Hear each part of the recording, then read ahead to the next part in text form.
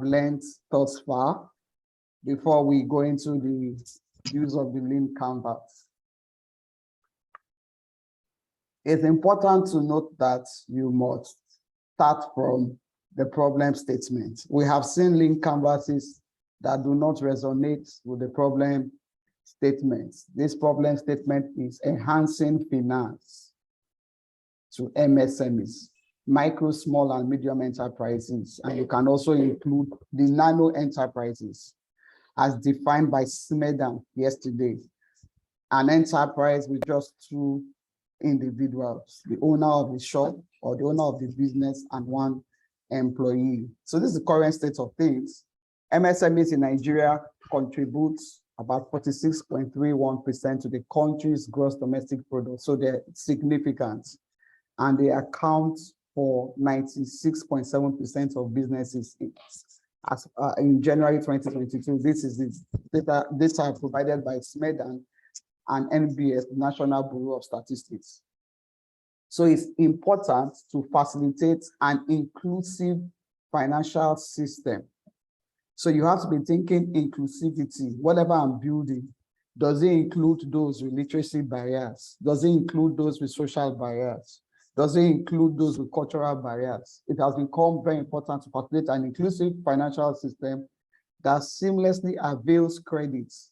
The process has to be seamless. Whatever you are developing, that's what we call it MSME finance, breaking barriers. The process has to be seamless to avail credit to MSMEs. And if you note, we said irrespective of their size of operations, so that means whether they are nano, whether they are small, whether they are medium, category, and availability of traditional collateral requirements to boost the economy. One, to reduce poverty levels and provide job opportunities. If you pause a bit and think about this, you're not going to just go and bring a solution that you have and dust it and present it. Neither are you just going to take your lean canvas and just write, okay, this is how to get credit. My application, if you submit your cash flow, you have to think about inclusivity. From on that one-page document, from the problems to the solution to the unique value proposition to the customer segment, you have to think inclusivity, right? Okay, let's move on. What are the implications? Business transactions are likely done using cash, especially within the informal sector. Cash is still king. Business transactions are fraught with manual processes that are prone to errors. The cost of financial services is still quite high and unattractive, especially to the poor or low income earners. The lack of trust in formal banking channels, proximity to bank agents or bank branches in some communities, limited opportunities for businesses to scale due to lack of digitalization. Okay. So what's the proposal? What have we been told to do? We've been told to address at least one. I want to appeal to you this competition. Please don't do two. Just address one. Address one of the thematic areas below. The quality of what you present matters at this stage of the competition. This is a 3-round competition, the ideathon, the mock-up stage, and then the MVP stage, the prototype stage. So financial management skills development, which we'll look at some case studies very quickly, digitized credit appraisal and lending system, those two were addressed on the 27th, financial management skills development was addressed, and financial literacy. Digitized credit appraisal system was addressed yesterday. MSME product design toolkit was also addressed in the webinar yesterday. Today, after my session, alternative collateral options will be addressed, but I'll touch a bit on it. For financial management skills development, what are you trying to do? You're trying to help businesses digitize their transactions. We've heard of poor record keeping. What does that translate to? Purchases. When an MSME is buying stock or buying just to stock their shop and all of that. That purchase process has to be captured. Most of them is done largely in cash, which is fine, but it has to be captured. That process, that activity, just their purchase activities need to be captured. Inventory management, when they have stock out, when they have low stock, all of that, how do they manage their inventory? All of that needs to be captured under financial management. All of that speak to financial, their finance. Sales, when they sell, when they make a sale, when they do a sale transaction, even though it's cash, how is it recorded? So we're not saying that they are trying, don't bring a payment solution for a financial management skill development. It's not asking for a payment solution. It's asking for how do you manage your finances. Right now, we know that some sales can be done through POS, through bank transfers, can be done through cash for a merchant. They have to accept every option available for payments. So, but how do they manage their operations generally? So financial management is core operations. How do they manage sales transactions? How do they manage their liabilities? Their liabilities are the things that they owe, the obligations that they have to make, who they are owing.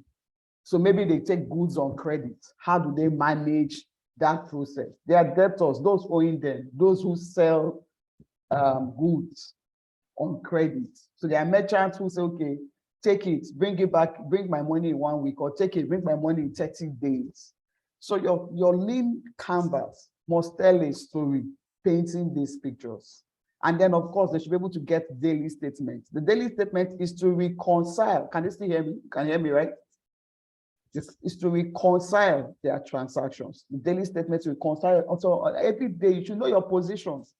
Oh, I started my business today with 100,000 naira in my account. At the end of today's business, I spent 30,000, but I got in another 100,000. It will give you a net position. That's financial management. You know, all of this was not explained like this yesterday, but why they took time to show you different sectors. When you're working on financial management, please pick a sector. You can say a merchant who is selling tomato, or is selling pepper, or is selling provision. Don't just say merchants generally, so that your lean canvas tells a story. And it does not mean that it cannot be replicated in another sector or in another business. But these are some of the things. And that's why when you move into the round, because registration is still ongoing, so the round has technically not commenced, even though you are set for the round, you need to do some research. If you're looking at manufacturing, for instance, you need to ask them about their trade cycles. When do you manufacture? At some point, when do you sell? So that it is close to life. Your lean canvas is close to life, and the judges can relate with it. And then, of course, you'll be qualified for the next round. The second thing here is to incorporate financial literacy tips. So I don't know, I can't tell you what technology to use. So it can be, advice. They get some tips, they get some advice somewhat. Your inventory is low, blah, blah, blah, blah, blah. This is the impact. And you know, this is about capturing data, because it's through data that the merchant can tell that, oh, my business is growing. I need to hire one more staff. My size of operations have changed. Somebody asked a question yesterday about growth projections, because they talked about the 5 C's of credit, and one of the C's is capacity. And the question the person asked was, what if the person needs to expand his business? Currently, he does not have the capacity, but he needs money to expand that business. Is his cash flow of business transactions that will show that, oh, he needs to grow this business beyond this. So let me bring it down home. A woman sells akara, right, every morning. And then she sells akara before 9 o'clock is finished. And then people come to her every day at 9:15. They want to buy akara till 10 o'clock. And it's happening repeatedly, 1 week, 2 weeks. What does it tell you? That her size of business has grown. So she needs to make more akara beyond what she was making before. to cater to the needs of the customers that have been coming that she cannot service. This is what we are looking at when we say financial management skills development. You can stop me at any time to ask a question. You don't have to wait to the end of the session. But I'm going to be really quick so that we can discuss these things further and address your areas of concern. The second thing here, thematic area, is digitized credit appraisal and lending system. I want to believe that the CEO of Fair Money, Mr. Henry, did a lot of justice to this topic. Many microfinance banks today, their process for accessing a business or an individual for credit is still manual. There are still many forms, and they ask for too much information that you don't even know if it is required, even financial services providers, because of the process. You discover that some people don't want to attempt it.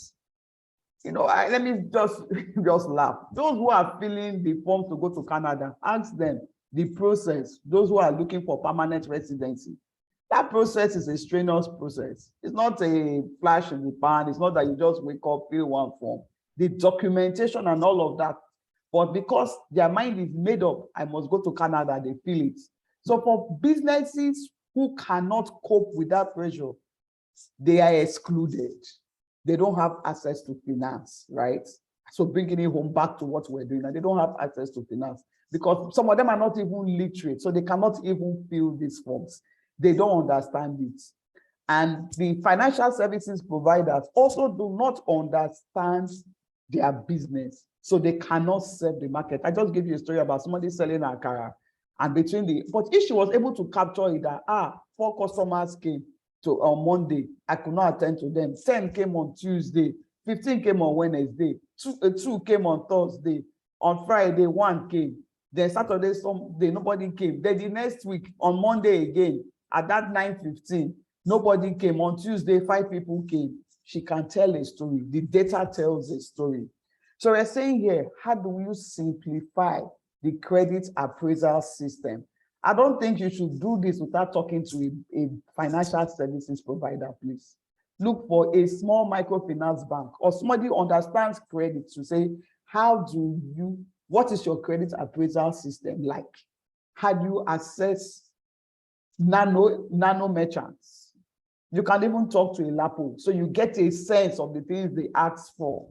There's this thing about LAPO, this story about LAPO, that you cannot owe LAPO bank. If you borrow money from LAPO Microfinance Bank, you will pay it all because they will come after you. Okay? And as the MD of Fair Money mentioned yesterday, you don't just want to give her money, you want to ensure the money comes back. So the credit appraisal system is supposed to be an improvement of what they currently have.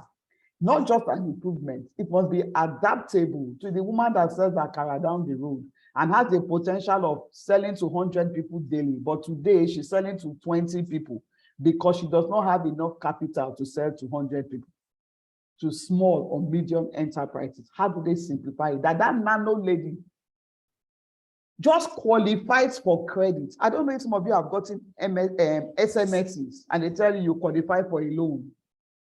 That is AI embedded. Artificial intelligence has been used. They have looked at your transactions over time. They have looked at your data, and they have given you a credit score and say, okay, you're eligible for 10,000. You're eligible for 15,000. So those nanos, right, who they have side hustle, they are sole proprietorships. Some of them are not even yet registered.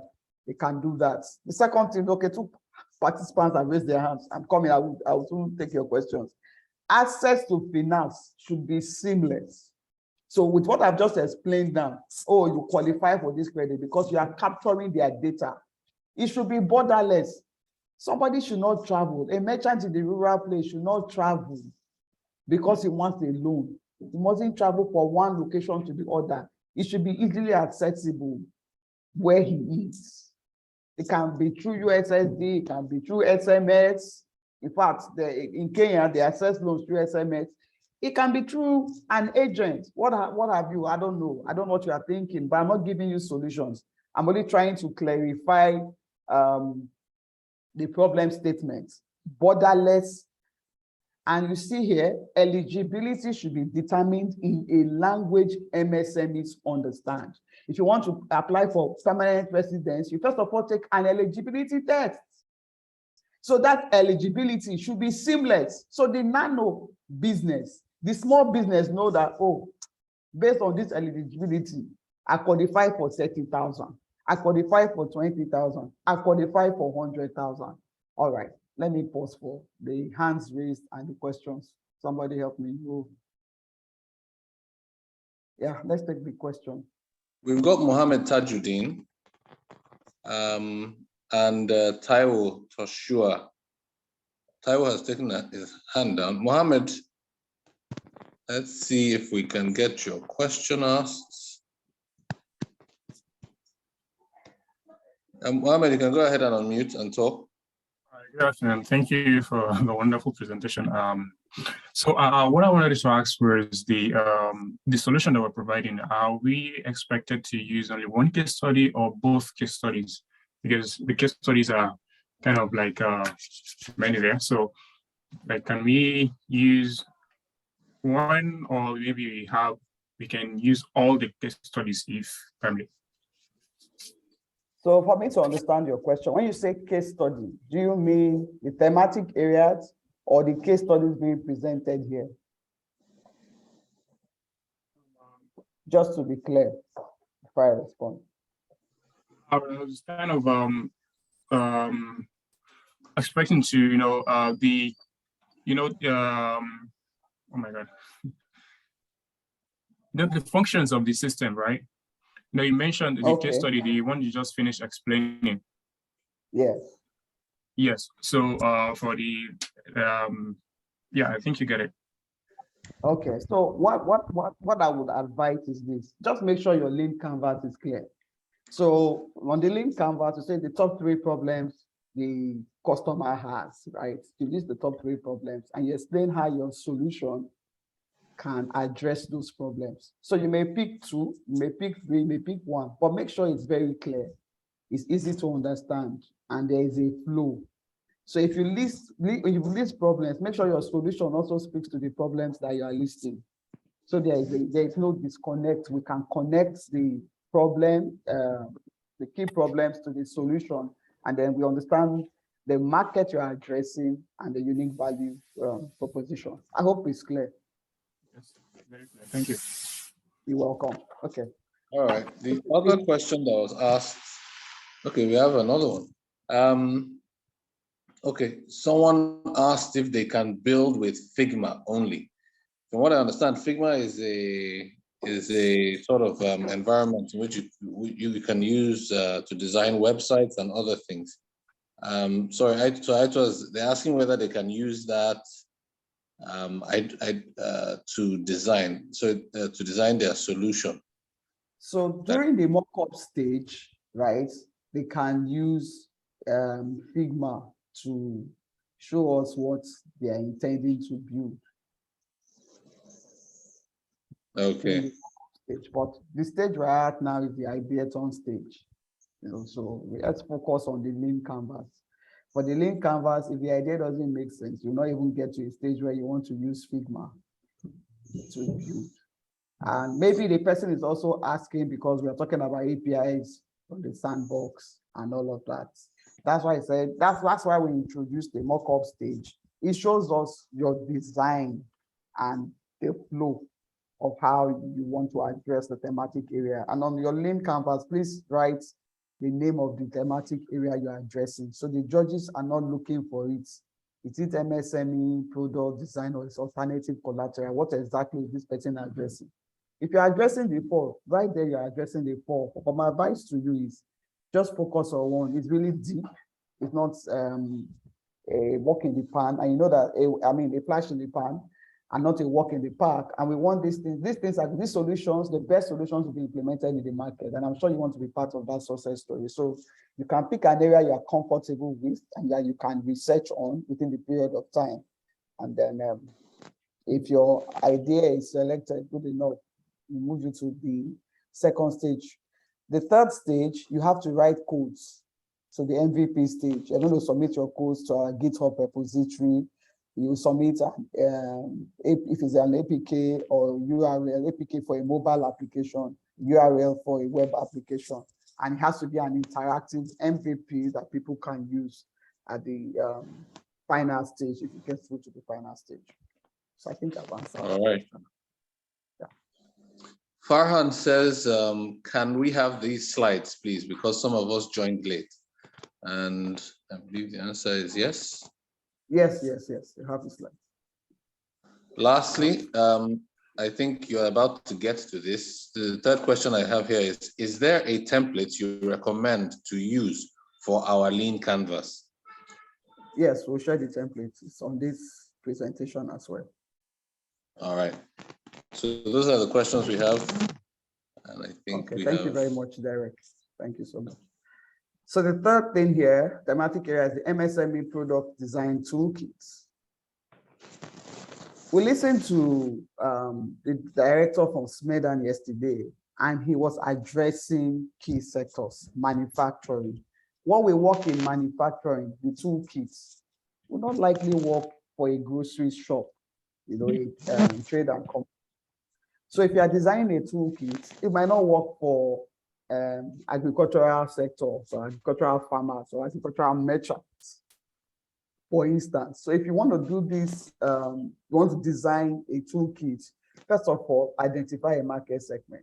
Is it agriculture? Is it education?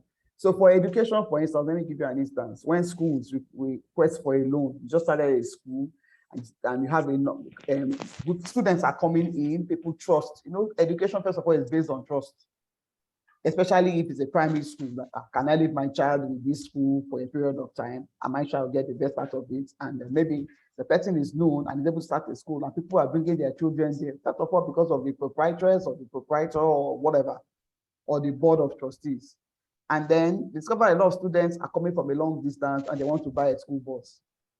What you'll be considering for the school, for a school bus, for instance.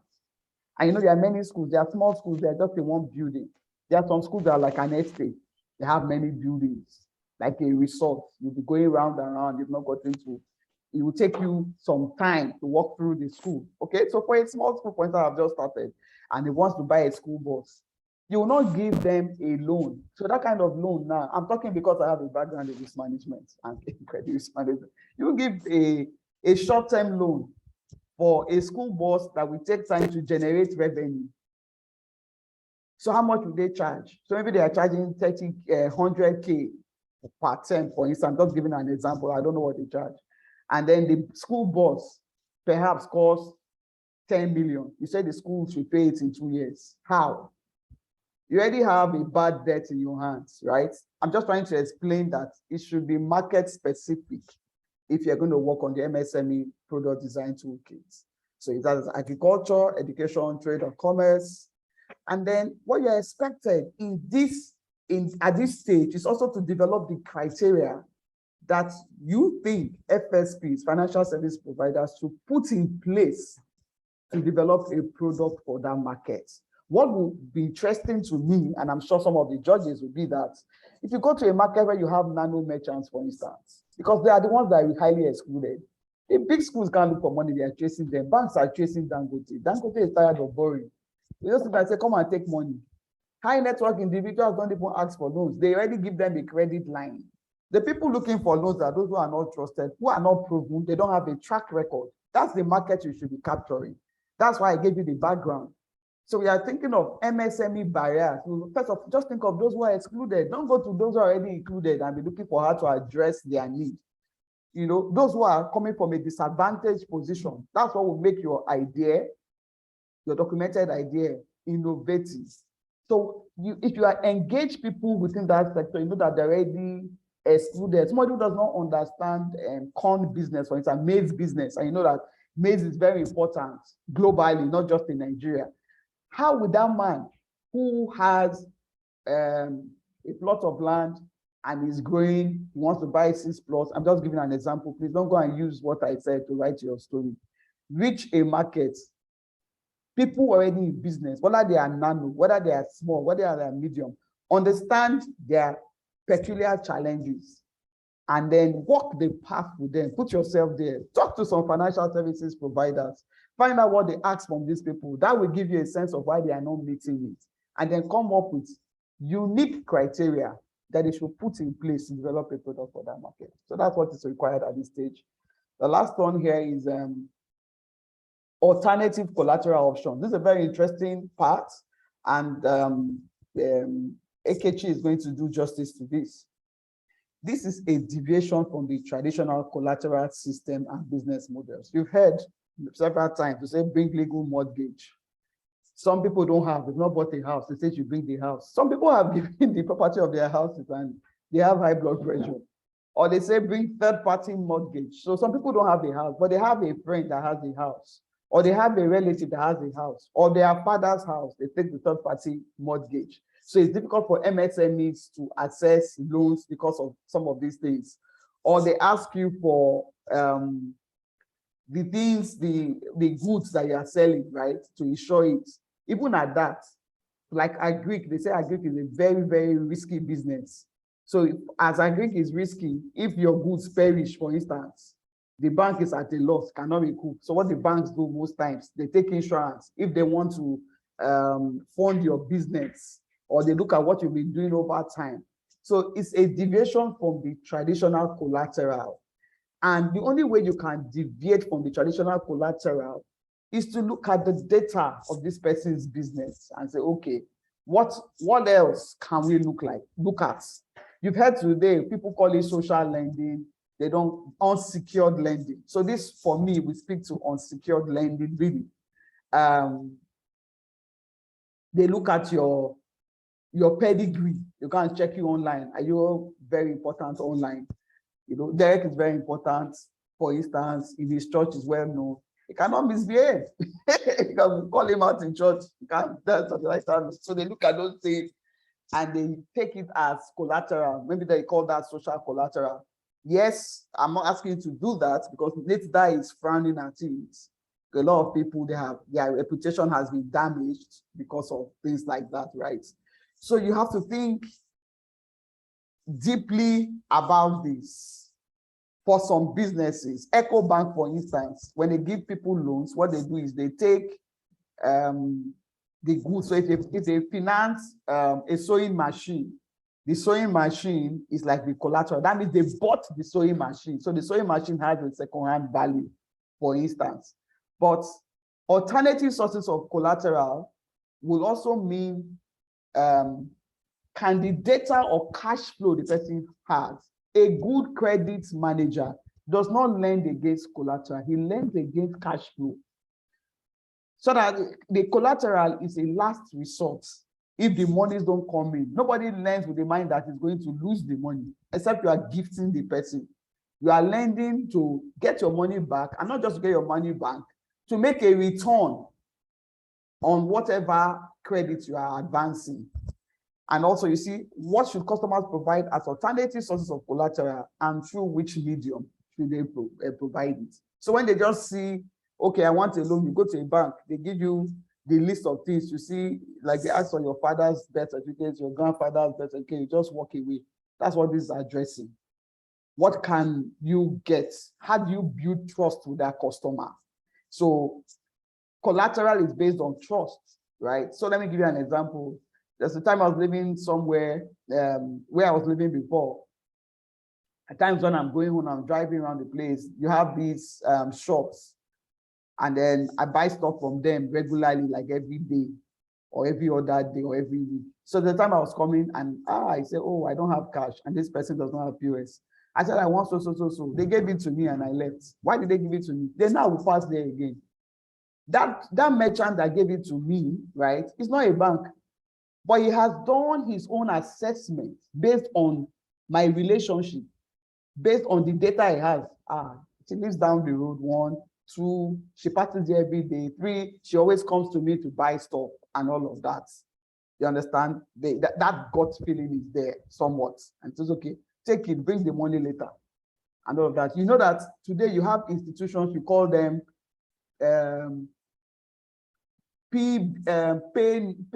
buy now, BNPL, buy now, pay later.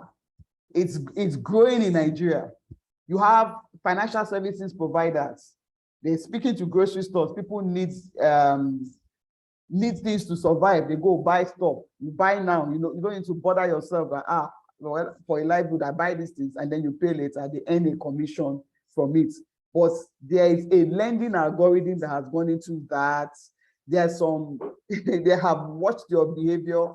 Today that there is cookies and all of that. There's a company in Germany, for instance, they lend against your browsing points, how you browse. I can't remember the name of the company because I didn't plan to mention this. So they look at your browsing history, and based on that, they give you a credit score and they lend to you based on that. Just your browsing history gives them a picture of who you are. And for the 5 C's of credit, the most important C there is character. Somebody can have capacity and still not want to pay. Just look at, why will I pay? I'm not paying. I'm not paying. You understand? Character is the most important part. So these are some of the ideas we have here, and so let's share to put it in perspective when you are documenting your lean canvas. If I still have questions, you can stop me. So tips in documenting your idea. I've said this before, but I have to repeat it. You need to conduct a research to understand the problems in your community or wherever you're operating. Please don't just, that's why we call it an idea-thon, is to gather ideas, Access to finance. You go to a group of merchants, you go to cooperatives. Why are your people getting money? Why are they not getting money? Go to India, why are you not getting money? What are your challenges really in not getting finance from the bank or a financial services provider or an agent? Some of things you hear is that it's too expensive. It's expensive because the risk that they have assessed, they may have been priced wrongly based on the limited knowledge the financial services providers have. Risk price is based on the knowledge they have. So let me give you a typical example. So today, a startup license from the central bank, fintech license, you need to deposit 100 million naira with the Central Bank of Nigeria if you're going to get a PSSP license. Why? Why the central bank raised the bar? Because there are so many people looking for fintech licenses. And so they have not been able to de-risk you to be sure of who you are. But if you can bring 100 million and keep it with CBN for 6 months, you have some kind of capacity, there's some form of seriousness. But through the regulatory sandbox, which will go live soon, then they will understand your business, your processes, your new business models, your operations. They get to know what you're doing well. They say, oh, this product is needed in this market. Then that 100 million might not be what they'll be asking for right now. And then you might be getting permits to operate somewhat. I'm not speaking on behalf of CBN, but I'm telling you the reason why you have it is 100 million to raise the bar is because of risk. And so even in the insurance sector today, there's this innovation going on. Insurance penetration in Nigeria is less than 1%. Because everybody is priced equally. Life insurance, you just include terminal disease. If I don't have history of terminal disease in my family, why are you including terminal disease in calculating my premium? You should remove it. That's the truth. So right now, they are looking for more data points and more data sources so that it is tailored, it is customized. So what we are asking you to do is to come up with tailored solutions for specific markets. Please don't be generic in on your lean canvas. Don't be generic. Let it be tailored. It can apply in other markets, but let it be tailored. Second point here is, do not assume you understand the problem without validating it with some people in that micro segment. When you validate, you'll be more authoritative. When you validate, you'll be concise in your documentation. When I look at some link canvases that are not concise, it's because they've not validated it. That's the truth.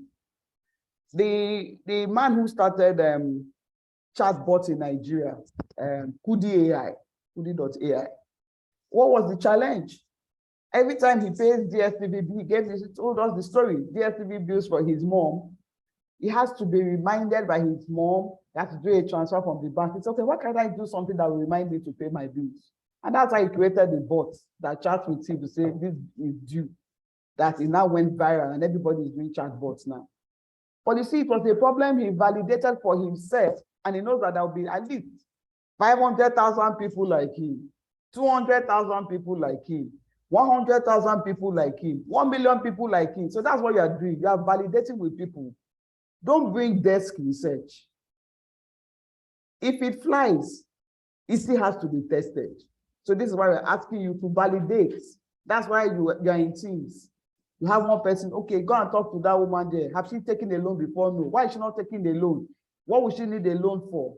Take some data, analyze it, and then speak to the thematic areas.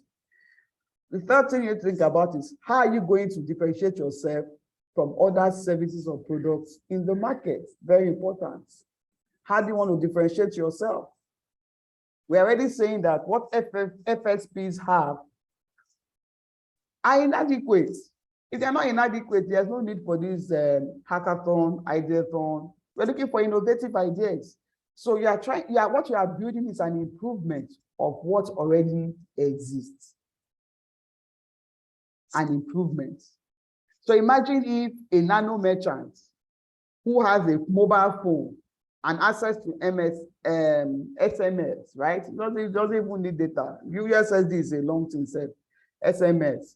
And because she has transactions and she's documenting her transactions digitally, a service provider just sends her a message, apply for this loan, you're eligible for 10,000, and she just click yes, an interactive SMS, and she gets the loan. She's not going to the market to write a lot of things. How do you use NIM, for instance, to make it easy for these people? You know why I'm talking this much? Because I'm not supposed to be telling you or giving you as many tips as this, because I want your NIM canvases to be as if an expert wrote them. That when somebody picks it up and looks at it, they understand it, they can relate with it, and then it can fly. The last thing here is, and you see that differentiating factor is very important. Because on the NIM canvas, you have different aspects. You have the problems, you have the alternative solution, what people are doing currently, before you now say, okay, this is my own unique solution. Zoom today is an improvement on WebEx. The person who founded Zoom used to work in WebEx. Some of the ideas with Zoom today, he presented it to WebEx. They were not interested in those features. He decided to start Zoom. It's an improvement on WebEx. There will be many more improvements on even Zoom. That's the truth. Zoom now is introducing new features based on the usage. Zoom became very popular because of COVID. There were one company that were blessed because of COVID. Netflix is another company that was blessed by COVID. Even though some businesses went down, some businesses went up during the COVID era. The last point here is your idea must be innovative. Now, let's speak about innovation a little bit more. Innovation can be disruptive or incremental. It doesn't have to be disruptive. Disruptive means that it's not the norm. Lending is easy. Banks don't give money because they lend depositors money. Many of these online lenders, some of them are sharks who don't even understand lending because some principles remain the same. So they lend their capital. I have 10 million, let me play the market. If I stand outside now and say, who wants to borrow money? People will surround me. Many, 60, 70% are not ready to pay back. That's the truth. And so for banks to adopt the solution, so you can imagine we're saying banks should adopt it. We're saying, and EFINA and GIZ, they are putting their weight behind this for banks to adopt it, for financial services providers to adopt it. It really must be innovative, an area they have not seen before. And you see, innovation is on the streets. That's where the ideas are. I know somebody who built a solution because it was always on the streets. And he noticed people will buy recharge card, 15 naira, just to check football scores. So you can see that level of thinking. They just want to check football scores. They just buy airtime, 15 naira. He created a solution around it. He noticed that people are always flashing him so that they will call back. They flash, they will call back. What did he do? He looked at the microfinance bank's customers. He created a product around flash my balance. So my balance, I don't have airtime now to check my balance. I will just flash, it will give me my balance. That's what when we say innovation, these are the things that it will wow somebody that, oh yes, it is needed. Don't bring an innovation that is not its time yet. Some products fail in the market, not that they are not good, but their time has not come. You only know the time has come if you have interacted with people in the market. You have a sense that, oh, these solutions will be in use because you have interacted with people in that space. So that the innovation is not an overkill and nobody can use it.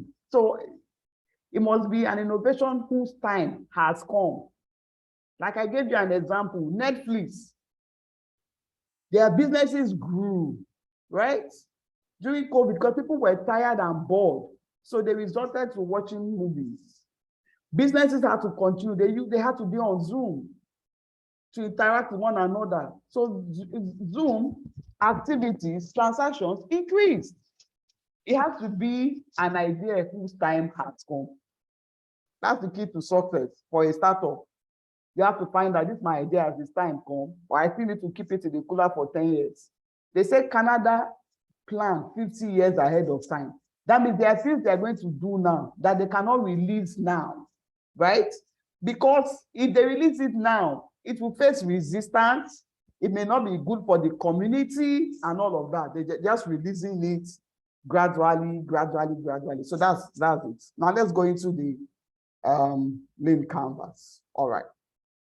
If there are questions, you can pause me. Today, I will take it differently. I would want you to start with your customer segments so that you're not writing. Some people write problems. They give us back the thematic areas. Top 3 problems. We're going to write the MSME product toolkit. You have failed. That's the thematic area. For the MSME product toolkit, for instance, product design toolkit, what are the 3 problems you saw in that thematic area? The top 3 that you saw. You won't give us back the problem we have given to you. So it's good to start with a customer segment. With the MSME and MSME, you have 44 million. Please, for 44 million, you will see a customer segment you want to focus on. Is it the nano market? What kind of people in the nano market? Are it the grocery shops? Is it like those? Just think about it that, oh, my customer segment, who are the people I'm going to target first before you now start thinking of what are the problems they have. It's good to start from there, irrespective of how this box is arranged. Okay. So if you see what is written here, a customer is someone that pays for your product. You can't effectively build, design, and position a product for everyone. When you see who is it for, they'll say MSMEs in Nigeria. How can your idea serve all MSMEs? It's not possible. The MSMEs, for instance, that have solutions, right, already that does, let me give you an example. So if you go to some stores, they are able to receive payment with POS, and you see that they have a box where they are dropping the, what's it called? The receipt, the POS receipts. It comes to my mind, what do they do with it? Are they able to reconcile one after the other? You see some of them have 2 receipts. They give you 1 receipt. The POS and the receipt from their transactions, their business, ties into 1 receipt, and they give you 1 receipt so that they have an integrated system. You see some of them don't have their customers. So they say, who bought this thing from you? Say, I don't know. Somebody just came in, working cost, but they don't even have the way of tracking who their customers are. What am I just trying to say? Businesses at different levels have different problems. The focus of this is access to finance. Don't bring a CRM solution when we are talking about access to finance, because you'll be disqualified. Your lean canvas would have disqualified you. So the customer segment you are looking at, you'll be asking yourself, what kind of access to finance? What are the problems that inhibits customers in these segments from accessing finance seamlessly? Okay, now, so you list the top 3 problems. It says for the customer segment you are working with, you can see it's for the customer segment that you are working with. Describe the top 1 to 3 problems they need solved. If you don't ask them, how do you know? The research we gave you is the minimum to work with. You need to ask, you need to interact, ask people what are the problems you have in accessing finance, in growing your business, in your working capital to run your business, in paying your debts and all those things you find out. Now, from there, we'll go also to your solution, the top 3 features. You can see it's stated here, don't fully define a solution. Sketch out the top features or capabilities for each problem. If you list 3 problems here, you should have solutions that matches the 3 problems. Don't list, some people list 5 problems, then they write 1 solution. How can 1 solution, right? In terms of feature now, speak to 5 problems. So you need to think about, okay, my solution, first of all, is it a USSD solution? Is it an SMS solution? Is it, what have you, a mobile application? Is it a web application? And what are the features of this solution that makes the solution innovative, that it will solve these problems that you have listed?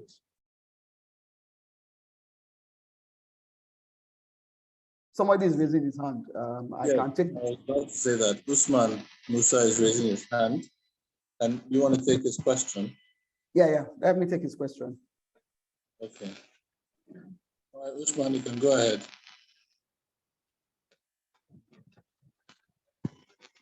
Usman, you can unmute and go ahead.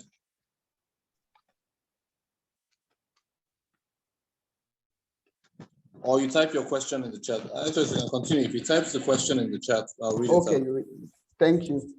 So the next one thing, the unique, can we mute the person? The unique value proposition. Your unique value proposition. So under this box, this doesn't have something here. Under problem, you're supposed to have a box here. The second slide captures that you will use. Second template like this has it. The alternative solutions in the market. So after problem, there should be a heading here under problem. The alternative solutions, before you even go to your solution, how is this problem being solved today? So let's try and do a limb canvas. You have people who get to a bus stop, right? I just want to paint a transportation problem now. You go to a bus stop, all of us are going to Victoria Island every day. You get there, this person pays 1,000, this one pays 2,000, this one pays 3,000. Okay, 4 of us take different taxis, right? And then that's where rideshare came from, a ride-sharing app. They can go together now in one car, as long as they are able to identify one another, they know each other, and then what they will pay will be less than when each of them takes an independent cab or take the same cab. Let's say it's 2,000, but I'm waiting for each person pay 2,000, right? There were taxis like that at Maryland. You're going to the island, it parks at Maryland there when they used to have mobile filling station, and each of them paid 2,000 before Uber came, right? And that you are paid based on, you pay based on mileage, not based on what the driver thinks. If the driver just says, I'm not, today is my day, everybody is 10,000 now. No rationale, right? Just sort of give me an example. So you have to think of what are the alternative solutions being used to solve the problem, first of all, before you start thinking of your own solution. Why? It helps you identify the gaps in how these solutions are being used. So if you say access to finance, they are trying to address the gap of nano markets, right? And you now list LAPO, just say LAPO Microfinance Bank as the alternative solution. You know, it doesn't really explain anything. You need to state how LAPO, LAPO is an institution. LAPO is solving it through what? Is it through paper? Is it through agents?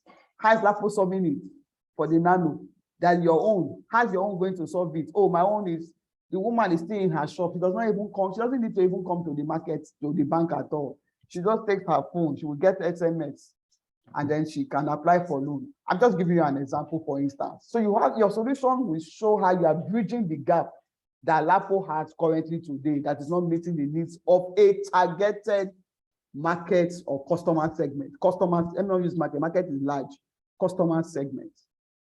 So your unique values proposition. A good UVP gets inside the head of your customers and focuses on the benefits your customers derive after using your products. I don't know if somebody can respond to this question. Why is it that you have more people on WhatsApp than on Facebook Messenger?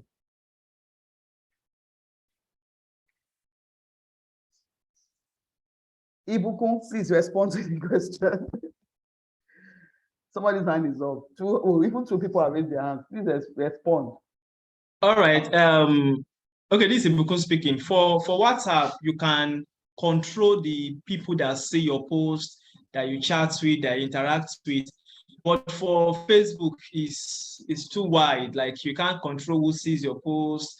Your post can easily be compromised and all. So that's why people are more on WhatsApp than Facebook. Okay, thank you, Ibukun. Some other hands are raised. Please go ahead and respond. All right, ma'am. WhatsApp promises instant messaging with low data optimization. So even if you have like 1 megabyte, you would still see a message drop on your WhatsApp.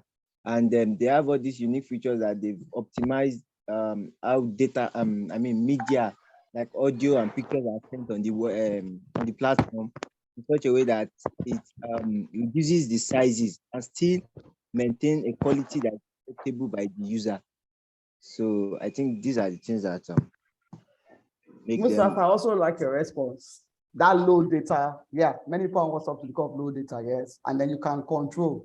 So a video can drop, a YouTube video, and it will not download automatically and all of that. Yeah, some other hands are raised. And I like the first speaker, also Ibukun, talked about control privacy on WhatsApp that you may not see on Facebook.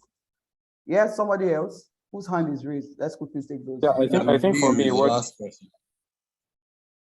Go ahead, please. Hi, good afternoon. Capture the market is the direct access that someone can gain, on WhatsApp, when you just log in this application, you just see your chat, all right? And it gives you like a direct access to people you want to chat with, and it's very simple and easy to navigate through. Yeah, thank you. Yes, access. That's one problem. Starts of direct access. You can see the people you want to chat with, and it's easy to navigate. Yeah, so you can see you guys can have compared two solutions already, and you see a unique value proposition. So that's what we want to see here. Some people document things and it's vague. We can't relate to it. We're trying to think. We're trying to enter the head of those people to say, what is this person even thinking about? What's this person trying to say? When it's seamless, you get very good scores. And of course, you will get some recognition, I'm sure. This particular challenge, I would like you to take it seriously. I don't know what GIZ has in mind beyond the challenge, but I know that they're also looking for talented people, right? Because it doesn't just end with the hackathon. Something will take further. Yeah, Khalidu's hand is raised. Please go ahead. Yes, I want to add more. Go ahead. So WhatsApp is even more secure Than Facebook Messenger. Okay, all right. Yeah, it is end-to-end. No one can open your message without your permission. If someone sends message, it's only you can open the message. It's more secure than Facebook. Okay. It's security also another concern that has been addressed. Yes, you can control the people you are chatting with.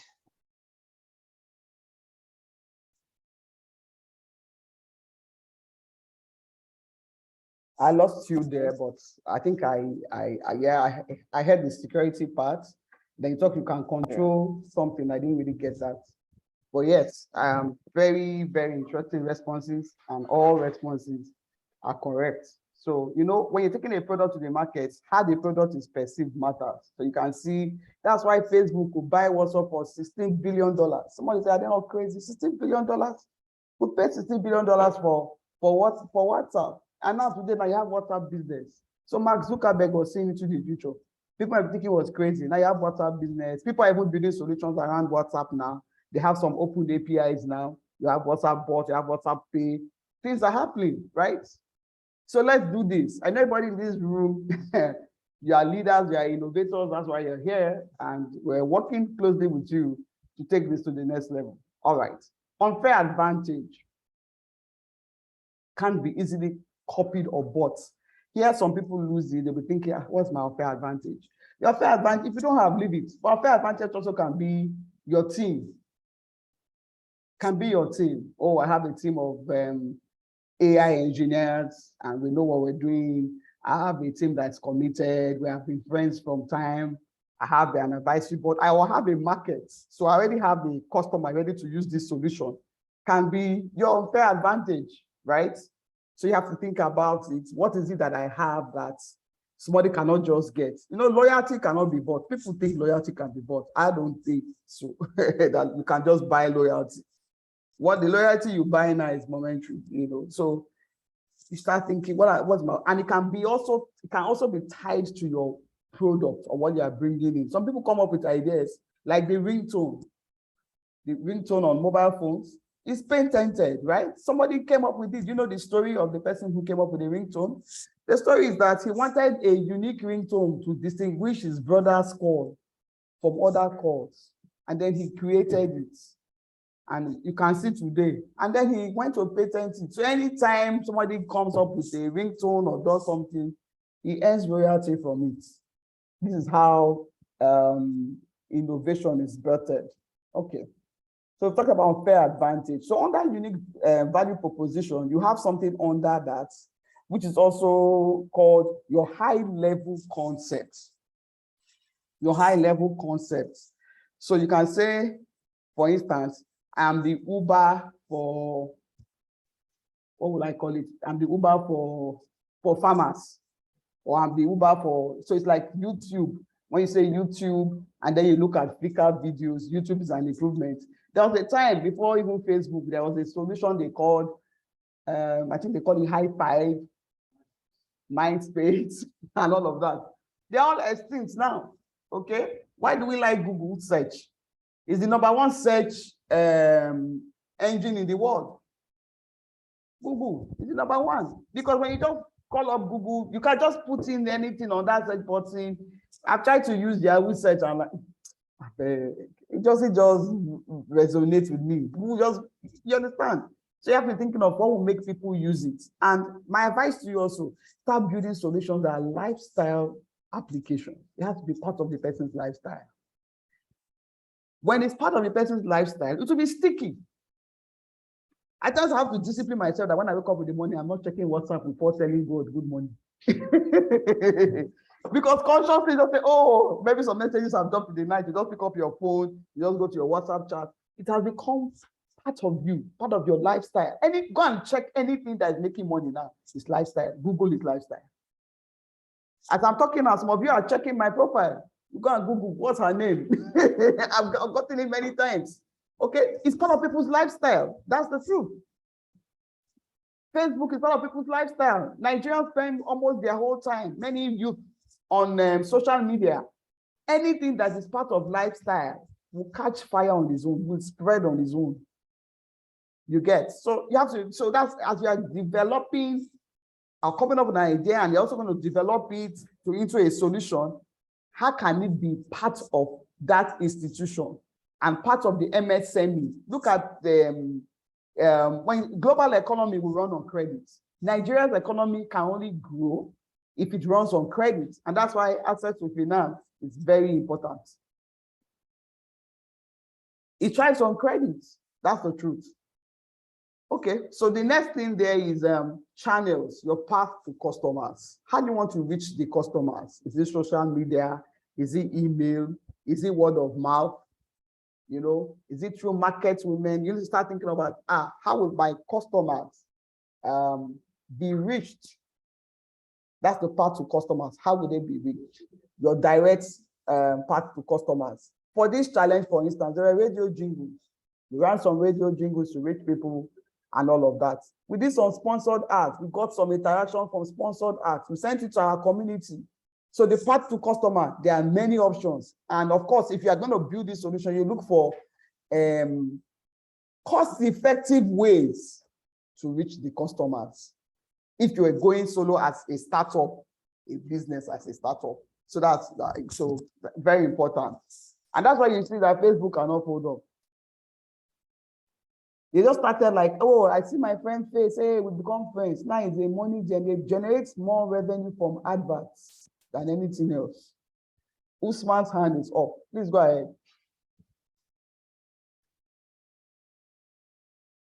Usman, Musa, go ahead, please.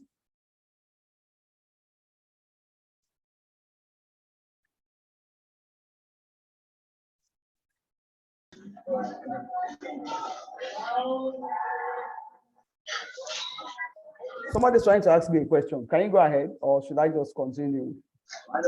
Hello. Yeah, go ahead. Hello. I can hear you.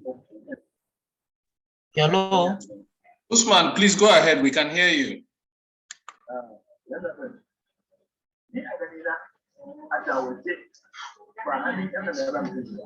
Alternatively, you can type your question in the Q&A.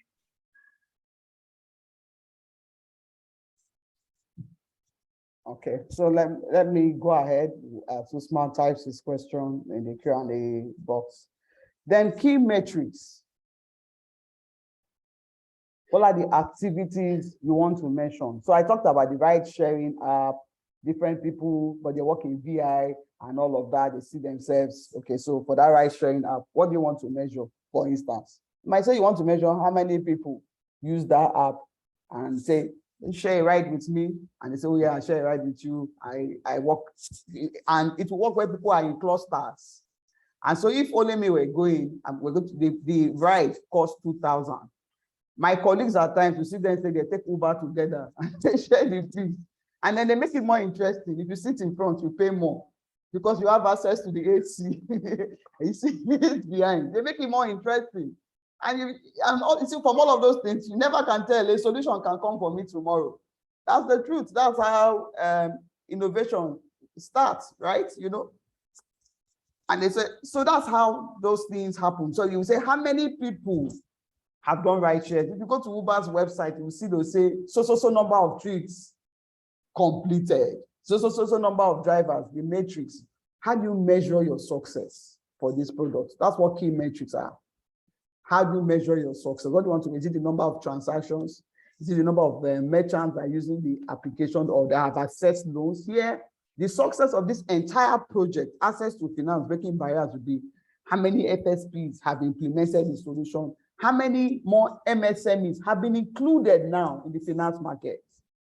Because the MSME, the gap in finance is still very high. How many have they been able to bridge that gap, right? But for your own business, bringing it down to you as a person, for this idea that you have, that you want to develop, right, and launch, how you measure your success? What are the critical success factors for that idea? That's what that is. Okay. So now we'll be discussing the cost structure also, and if I have a question, please let me know, and the revenue streams. Okay, so for the cost structure, for instance, in developing this idea, what will it cost you? So let me tell you a little bit about myself. 2014, I had this fantastic idea. First, Flutterwave has done it now. That morning, I just woke up with one idea that customers should be able to buy stuff, although I don't think it's mainstream yet, buy stuff. So I can go to ShopRite and buy stuff from ShopRite with my phone. I don't want to use the debit card. So ShopRite will be on that application and I buy from ShopRite. And then ShopRite debits my wallet and I walk away. I think Facebook has started doing something like that now.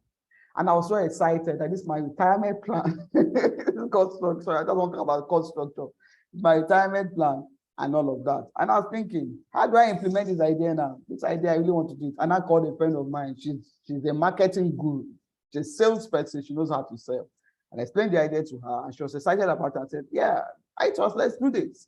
So two of us, we now said, but something is missing. We need a developer that will build it. and it's going to cost money. I say, I don't have money. Oh.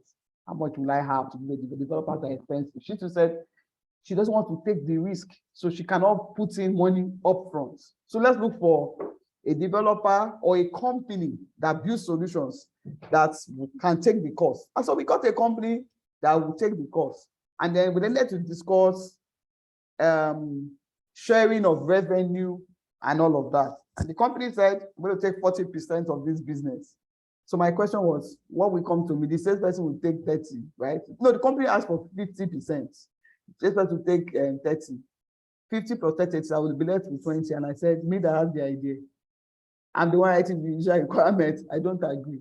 And then the technology person said, I'm taking the risk up front. I say, no, I have validated the idea. I've gone to shop that, oh yes, it's seamless to receive payments. They will see the workflow because a lot of workflows for payments or sales transactions are not automated. So reconciliation is actually a problem, right, for these people.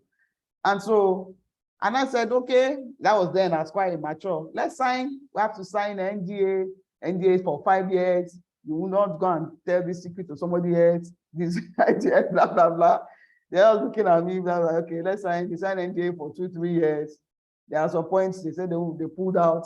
Now took the idea to another person that said they built the app, looked at the app, they got some intent to build the app, looked at the app did not work. Some part of some app didn't work. Said, I thought you want to continue. I just gave up. What am I trying to say? What is required at the end of this exercise, if you get to the third round, the MVP round, is a minimum viable product. If I was looking at a minimum viable product, I'm sure I would have been able to build the app, paid for a part of it. Do you get? So for that minimum viable product, 1 or 2 features I want to test. I was building a full solution. No, I didn't have this knowledge as I have it now. That okay, I would have been able to weather the storm and carry it. Did I got in the technology partner or pay a technology partner that would also maintain the infrastructure or get a co-founder that is into technology and all of that. So the kind of cost you can be considering, for instance, if you don't have developers on your team, but you can't be in this competition without developers on your team, but that you have developers on your team, the developer man hours should be costed. So you can say development costs, hosting costs, I don't know. You can say customer acquisition costs. How do we educate the MSMEs to use this product? Those are the kind of things you'll be thinking about. Customer acquisition costs. You know, I was consulting for somebody who has a fantastic solution, her merchants were not using it. I said, do they know how to use it? You go to the airport, you see self-checking, self-check yourself ticket. People will still queue. Why are they queuing? They don't want to go and self-check, or they don't know how to use the machine. They don't go there and they are ashamed that, I would, no. Simply that there's somebody at the counter. I will go to the counter, please give me my boarding pass. Instead of going to do it by themselves. So what am I saying? Merchants naturally shy away from solutions that they don't know how to use. I used to ask this question, why is Apple, or the iPad, the iPhone, all over the place with the premium products, customer experience? If you have another answer, you can give me. But one thing is customer experience. You don't teach a 3-year-old how to use an iPad. They figure it out. They explore. It's so user-friendly. The interface makes you want to explore, makes you want to dig more into it and all of that, okay? So you have to start thinking of what are the components of your cost structure. So based on your cost, you can't be thinking of revenue. I will charge 5 naira. I will charge 20 naira when you have not talked about the cost. So when you know your cost, then you can say, oh, I will break even after I have sold 50 of this, after I have sold 60 of this. So you come up with your revenue stream and say, okay, what's my revenue model? Is it models we speak to? Is it subscription based? Is this transaction cost, or is it two? When what's their name? Kuda Bank, the Bank of the Free, came into Nigeria. Transfers were free, right? They were free, and they got a lot of millennials to use it. They also had an application that helps you to budget, so you can see your spendings, so you can track your spendings. Because I asked the lady, why are you using Kuda Bank? A young lady. You tell her, you put your money in Zen. He said, no, I use Kuda. I saw you use Kuda, but he said, it helps me manage my expenses. For her, was not until and the transfer, I get some free transfers. For that person, it meant so much, right?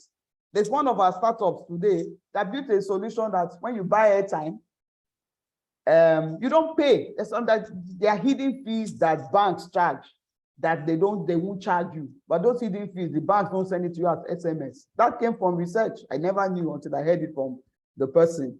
You get, so you have to think about, is it transaction based? Is it subscription based? What it is? How do you, your gross margin, what will it look like? And in building the products for MSMEs, are you looking at cultural biases? Are you looking at religious biases? Are you looking at financial literacy biases? I think I should pause here. We have maybe, how many minutes more do I have? I have 5 or 10 minutes. Thereabout. Let me take more questions so that if there's any part I need to speak more to, I'll speak to it. And then under customer segments, let me go to you have what you call your early adopters. Sorry. Okay, this is it. You have this was what I was trying to paint. List your X for Y analogy. YouTube is equal to Flickr for videos.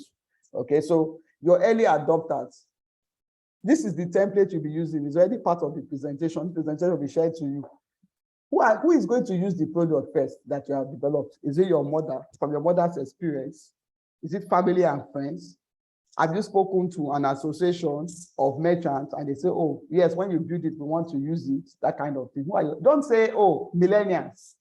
Early adopters is not generic. It speaks to certain people that you know that they're going to test it. Circle of people you know that will test it. Oh, me, I will test it too. I have my mother, she will test it too. I have this merchant, she will test it too. I have this 50 merchants that talk. I have this association because you're trying to bring it to life. Thank you very much. I'll pause here for questions. For more questions, let me put it that way. We've been answering some questions. All right. Okay. It'll be just one, right? We are almost out of time. So please. Hero Ventures, please, you can ask your question.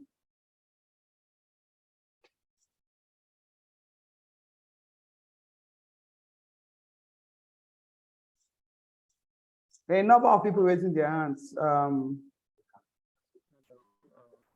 Please, can you unmute them so I can take their questions quickly? Can you hear me? Good afternoon. Yeah, good afternoon. And my question is on the customer segment. Like my solution, we have 2 types of customers. So are we going to, between the people that we get the product from and the people that we sell to? So are we going to put them together in the customer segment, or we are going to differentiate them? You separate them. But they are all going to be on the customer segment. Yes. So you can say, so if you use Uber, for instance, right? You say the drivers, then you say the commuters, right? They're all part of that cluster, the customer segment. Okay, thank you. You're welcome. All right, can I go ahead, please? Oh, okay. I'll go next. Yeah. Go ahead. Okay. Now, I realize that most of the discussions since 2 days ago now has been based on, how SMSs can access loans, access credits. I want to ask, can we look at other aspects of issues that SMSs go through? For example, now some of them have poor saving culture.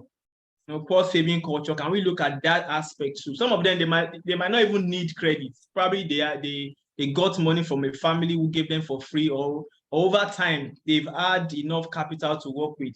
But the only issue they're having is having a good saving culture. So can we look at that aspect too? Is it possible? Work?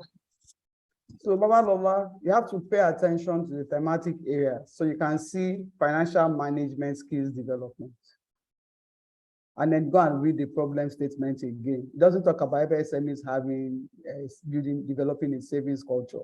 That can be just one of you, an add-on, but it's not the core.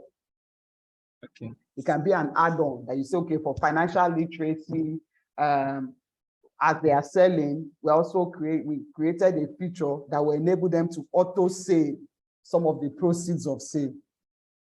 Okay.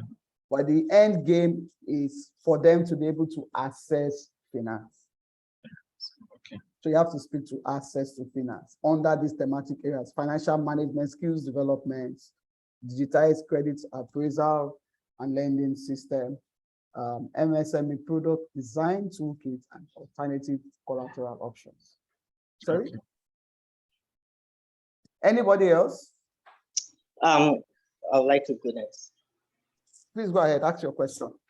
Okay, so what's the difference on the link canvas? What's the difference between the unique value proposition and the unfair advantage? In my head, it sounds similar. No, it's not. Unique value proposition speaks to your product. What's your unique selling point? Okay. What makes your product stand out from those that have gone before you? You are bringing a new product into the market. Why is it different from others in the market? Why should people now look at yours? So let me give you an example, right? So we know cowbell milk and we know pig milk, right? And pig milk was for like maybe the upper class, right?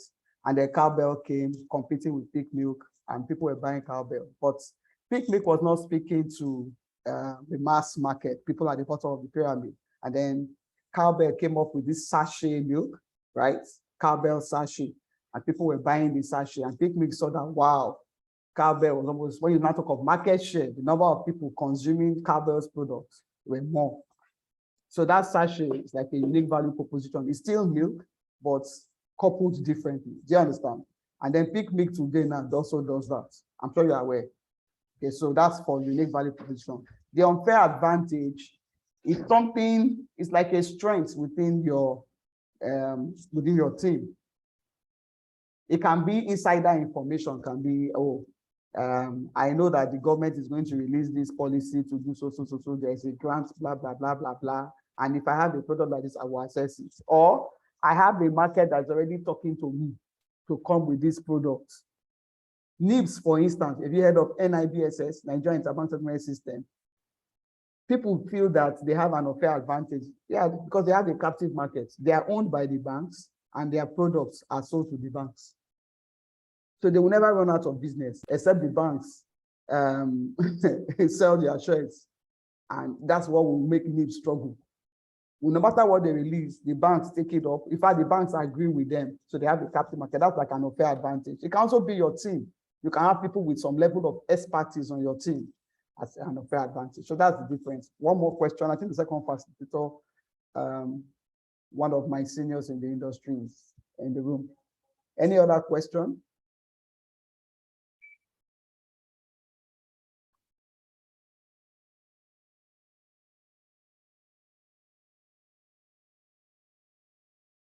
Okay, so thank you very much, Derek. I hand it over back to you.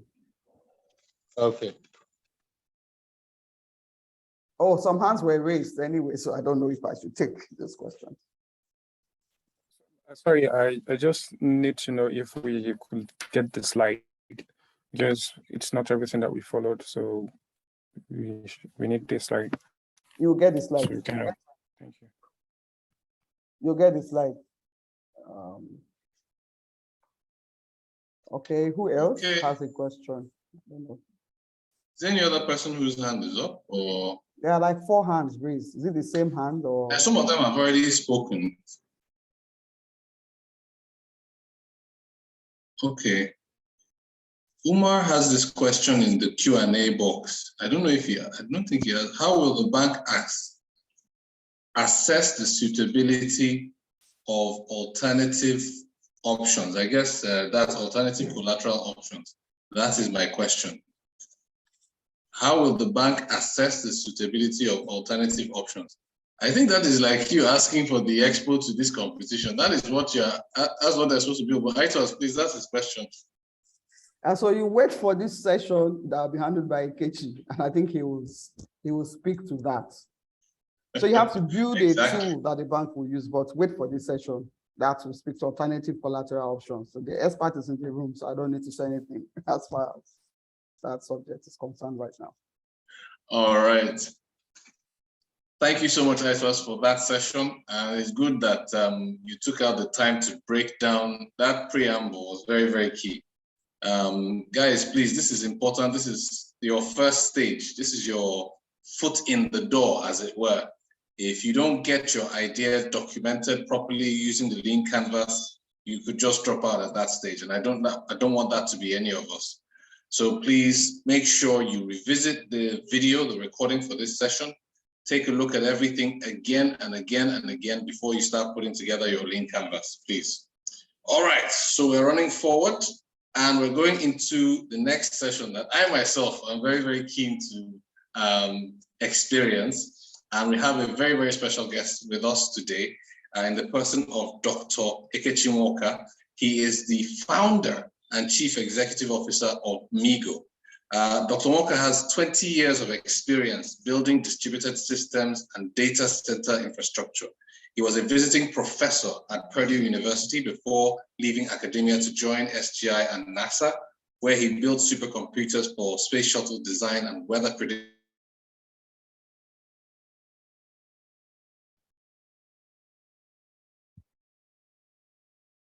Including the Columbia, which was the fastest. So he is an expert at Amazon AWS, building cloud services and security infrastructure.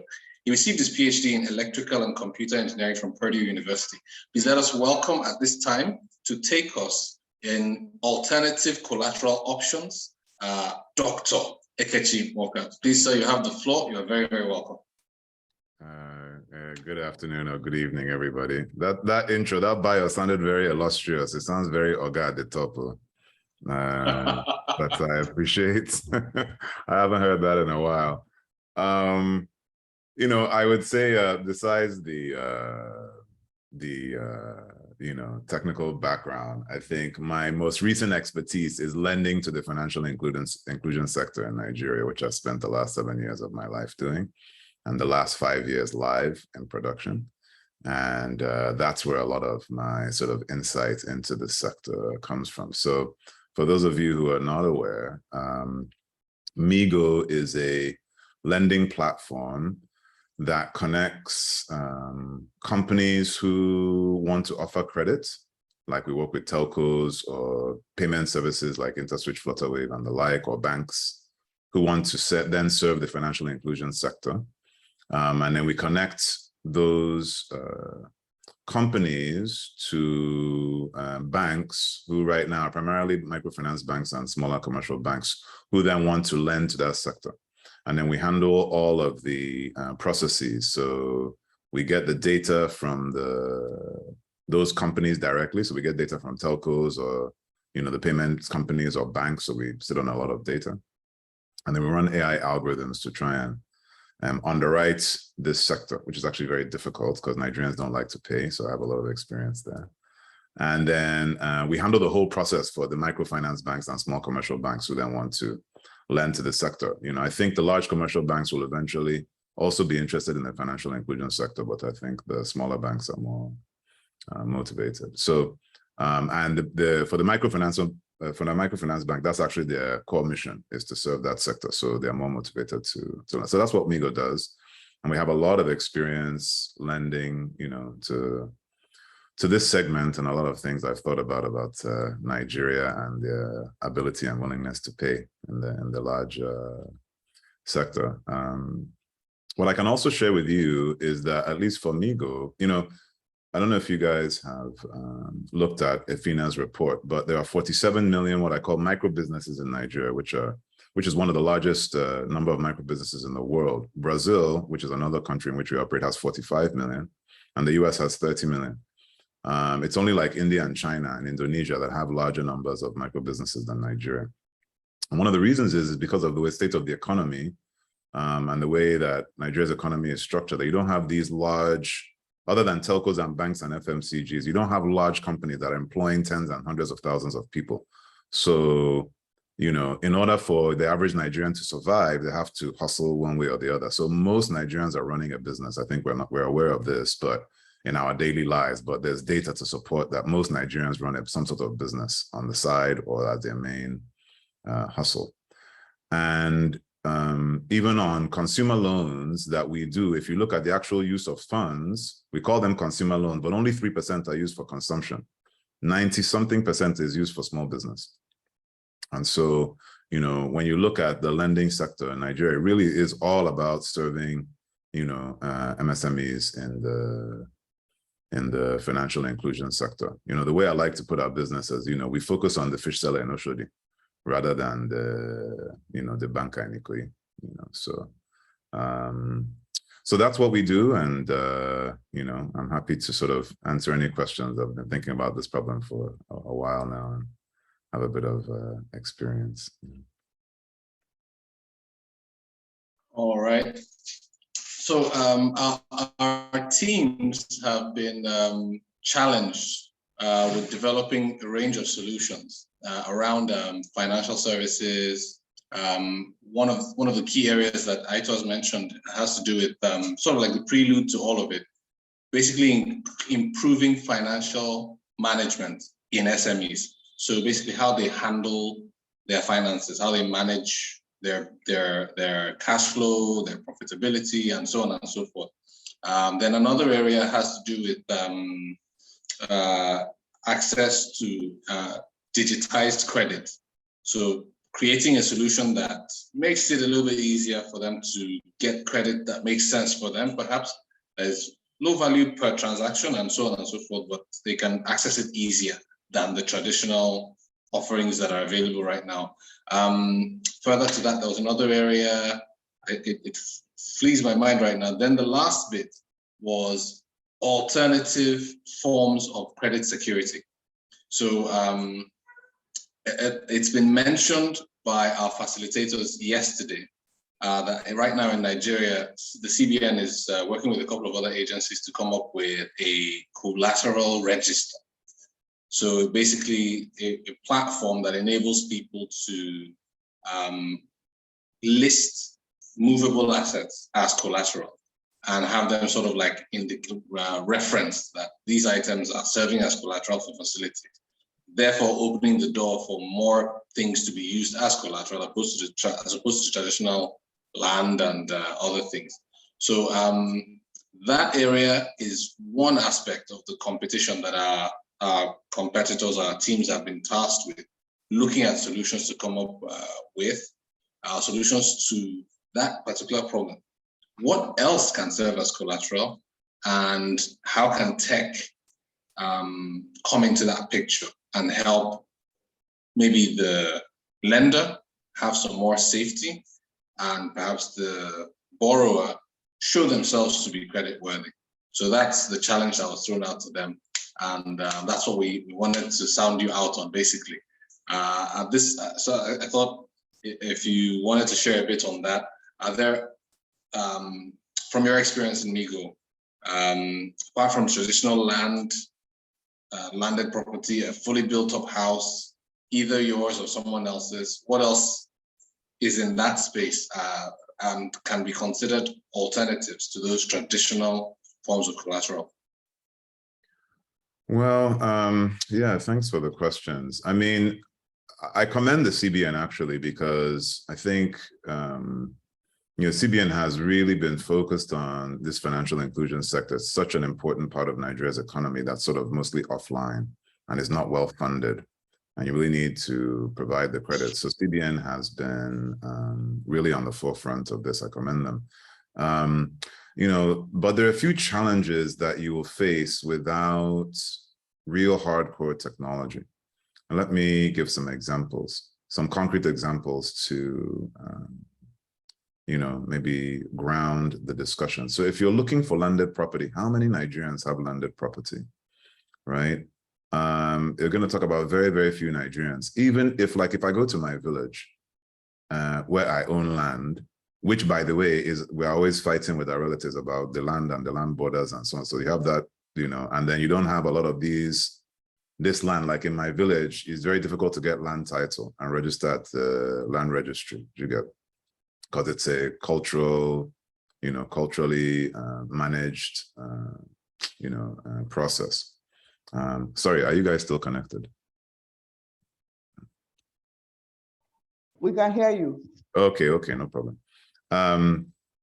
Yeah, so how do you even put that land up for collateral when you are disputing that land every month with your neighbors and your relatives? That's, I mean, just as a practical sense. I don't know how it is outside Igbo land, but in Igbo land, that's very common, and certainly common in my village. So that's number one, is a problem. So land is really challenging, I think. And it would only get a small percentage of Nigerian society collateral. I think CBN already has the best collateral system, at least planned, which is GSI, that's Global Standing Instruction. And I say that because when you get all the people that have bank accounts, I think there are about 50 million BVN holders by now, if I recall correctly. And there may be about 100 million adults, right? There's 20 million plus people in Nigeria, but half of them are, under the age of 15. So, there's only 100 million adults. So you better have another 50 million people that you need to bank, which the PSBs are now being allowed to bank. So in my opinion, if CBN focused on GSI and getting the banks and the PSBs to implement GSI, you would cover 90% of the population. That is by far the best collateral, cold hard cash. Yeah. And then in the financial inclusion sector, which is going to make up, I don't know, 80% of Nigeria's population, they don't really have collateral. Let's take a fish seller in Oshodi, okay? And that's even in Oshodi, not in my village. Somebody in my village might make 300 naira a day if they are lucky, okay? In Oshodi, a fish seller will normally make, let's say well, now that prices have gone up, sure. Maybe, let's say 1.5, maybe 1.5 or maybe 2 by now, but it's not a lot of money, I know at least as of 2 years ago, it was about 1,200 naira a day.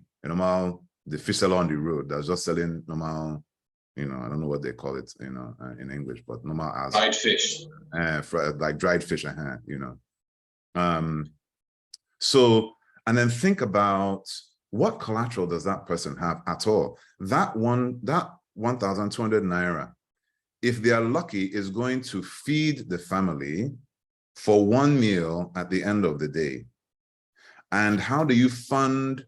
I just want to put this in concrete terms, so you understand. So when we're talking about these kind of reports, I hear a lot of reports about statistics and all that, but when you go and talk to these people and see how they live their lives, you have to understand how the average Nigerian is living.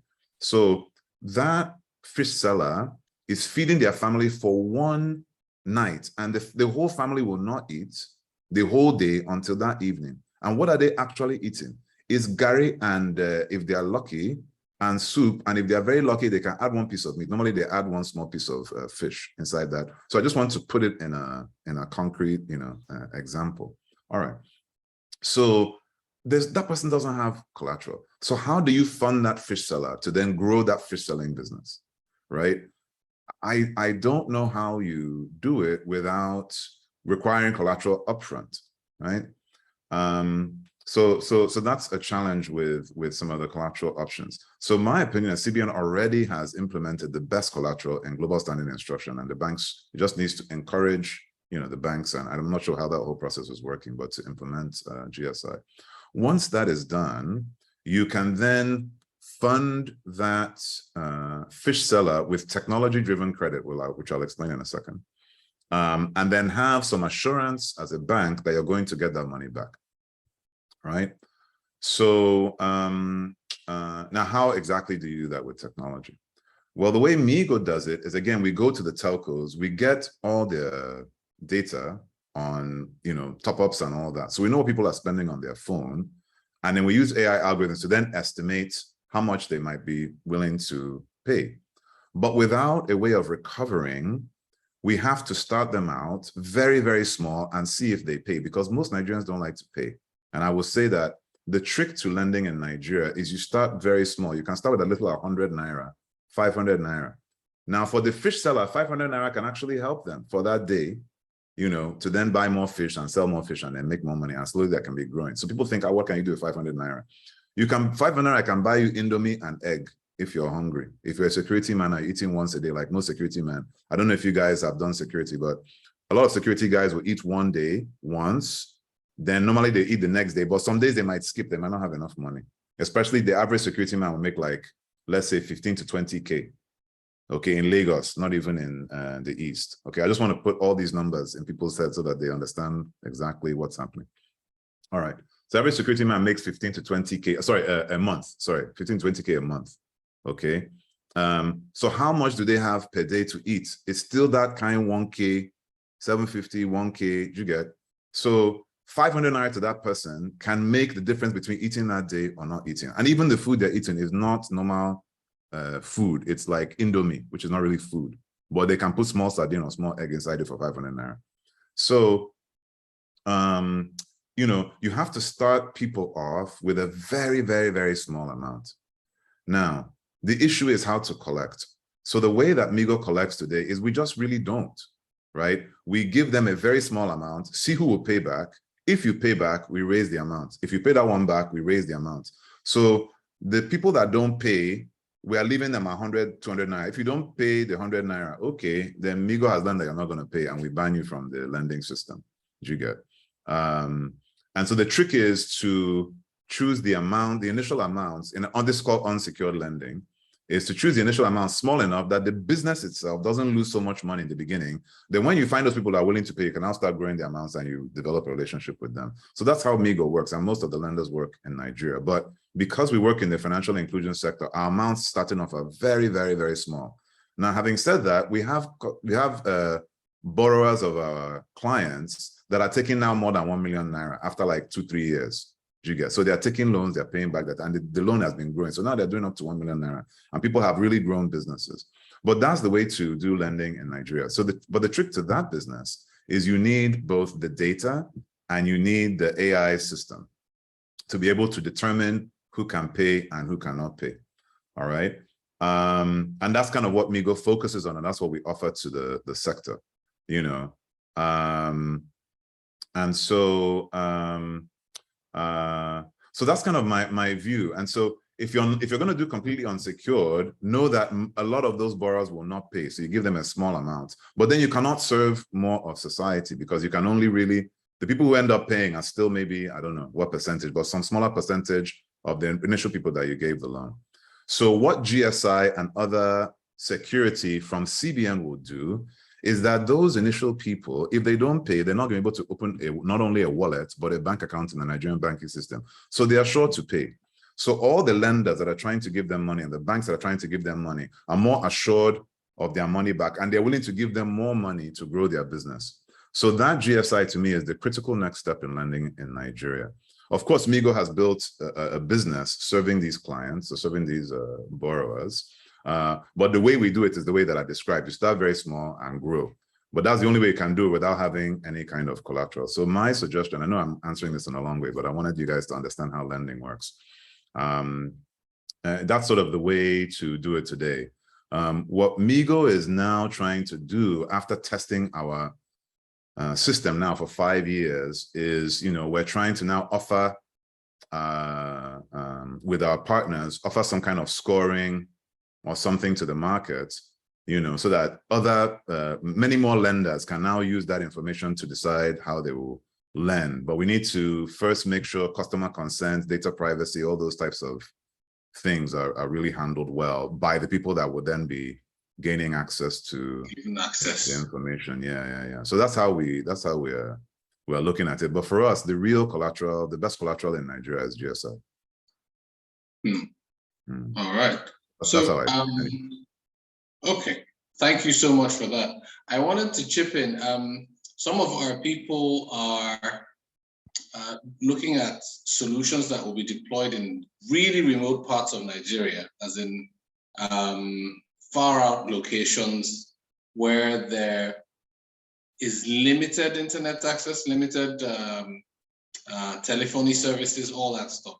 And one of the communities I know that, one of the ways that they traditionally are able to access some form of credit in those areas is things like a job, you know, like with the traders associations and stuff like that, where people come together and they sort of like contribute every single day to a purse. And perhaps by having contributed for a while, you can now access something. What have you seen of that in your own space? Have you like ridden on that, or like done a 2.0 of that, or anything? No, like that? no. We don't. A lot of that, you know, that kind of group lending or community lending into these market associations, we don't really do that. Because we have access to most people, so we cannot reach the people that don't have any telephony. But that's actually nowadays a very small section of Nigeria. Maybe some areas in the remote, you know, in the villages, or maybe some places in the north, etc., etc. But the vast majority of Nigeria, at least you have a Tokumbo phone, a feature phone. Sorry, I'm using local language. But you have a feature phone, not a smartphone. You won't have like a Samsung or, you know, but you have at least one Nokia or something like that. So those people are all accessing USSD. And because they use the phone, you can see how much they top up, how much they spend, who they call. And if you use the right type of algorithms, you can figure out at least, can you give them 500? Can you give them 5K? Can you give them 100 Naira? That kind of thing. So that's how we've done it. We've done it on an individual basis. We've not relied on group behavior. But if you didn't have that information, yeah, I would certainly recommend, you know, group lending as a way to make lending safer, because of that social pressure, you know, from the group for everybody to have to pay in order to contribute back to the lender. So I would strongly encourage that community is really community collateral is really what it is, because it's your social reputation that you're putting as collateral. Exactly. All right. I wanted to mention to our competitors, our teams, please, the floor is open. You can put up a question in the Q&A module, or you can put your hand up, and then I'll call you up to ask your question verbally as we continue. I also wanted to confirm if you wanted to run over some slides or anything. Sorry, Dr. Moka, I wanted to know if you wanted to share any content. Oh, sorry. I was actually looking in the Q&A thing, seeing if people were asking questions. Sorry. Okay. No, I don't have any slides on this. I didn't prepare any slides, but I'm happy to sort of, you know, talk about, you know, what I know. I didn't know how long this session was, because I have actually a limited time.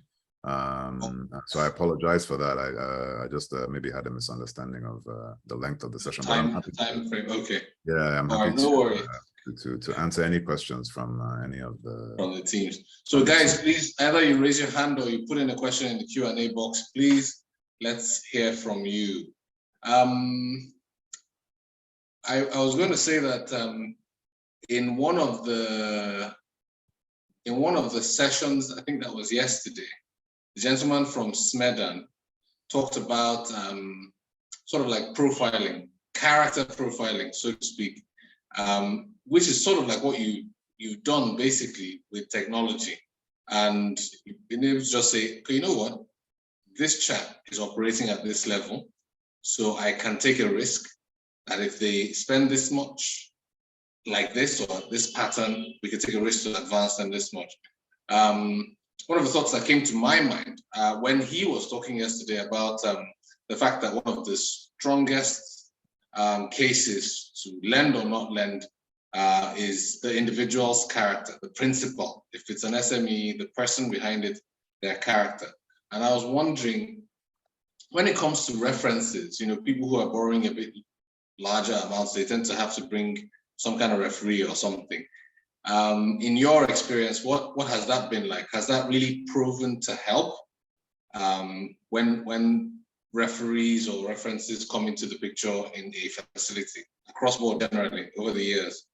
No, we don't ask for any referees. You know, for us, it's 30 seconds, but from the time you apply to you receive the money in your account. Whoa. So, okay. You know, that's, you know, everything is automated and instant. And also, you know, when you start dealing with those financial inclusion customers, you also have to bring your costs down. By the time you start bringing referee, who is in the office to take that paper. How much does the paper cost? What salary are you paying the person in the office? What is the diesel bill for the building that they're sitting in? And that cost structure does not allow you to give somebody 500 naira. You see? Okay, yes, true. So it's really difficult to serve the financial inclusion sector without, that's what I said in the beginning, without hardcore technology that brings down your cost per loan to like one or two kobo. You get? Okay. And if you try and give that sector 20K or 50K, you will not see that money. I assure you, you will not see that money. Okay. Okay, I think somebody misunderstood one of your comments earlier. He says, are there reasons for considering Brazil instead of other African countries for your rollout? Yeah, there are two, you know, it's very simple. Let me put it in local term. I just define market. So Nigeria has 47 million micro businesses in this sector. Brazil has 45, which is the largest other country in the Western Hemisphere besides Nigeria, because they also have a lot of the same problems. A lot of people do not know, actually. I don't know if you guys know Brazilian Quarter in Lagos, you know, that actually was the old Brazilian slaves move back to Lagos after they were freed in the late 1800s, you know. So you will see a lot of people in Lagos with like Antonio, Domingo, whatever as their, you know, it'll be like Yomi Antonio or Bolaji Domingo, or, you know, that's all those Brazilians that moved back to Lagos, right? So people also don't know that the largest country to receive Nigerian slaves was Brazil. So in the northeast of Brazil, they have people that still speak Yoruba to this day. Yoruba, yes. A form of Yoruba from those days, you know. So Brazil is actually the second largest country with people of African descent. So it's actually the second largest African country, right? Besides, it does that they speak Portuguese, but they speak Portuguese in Angola anyway. So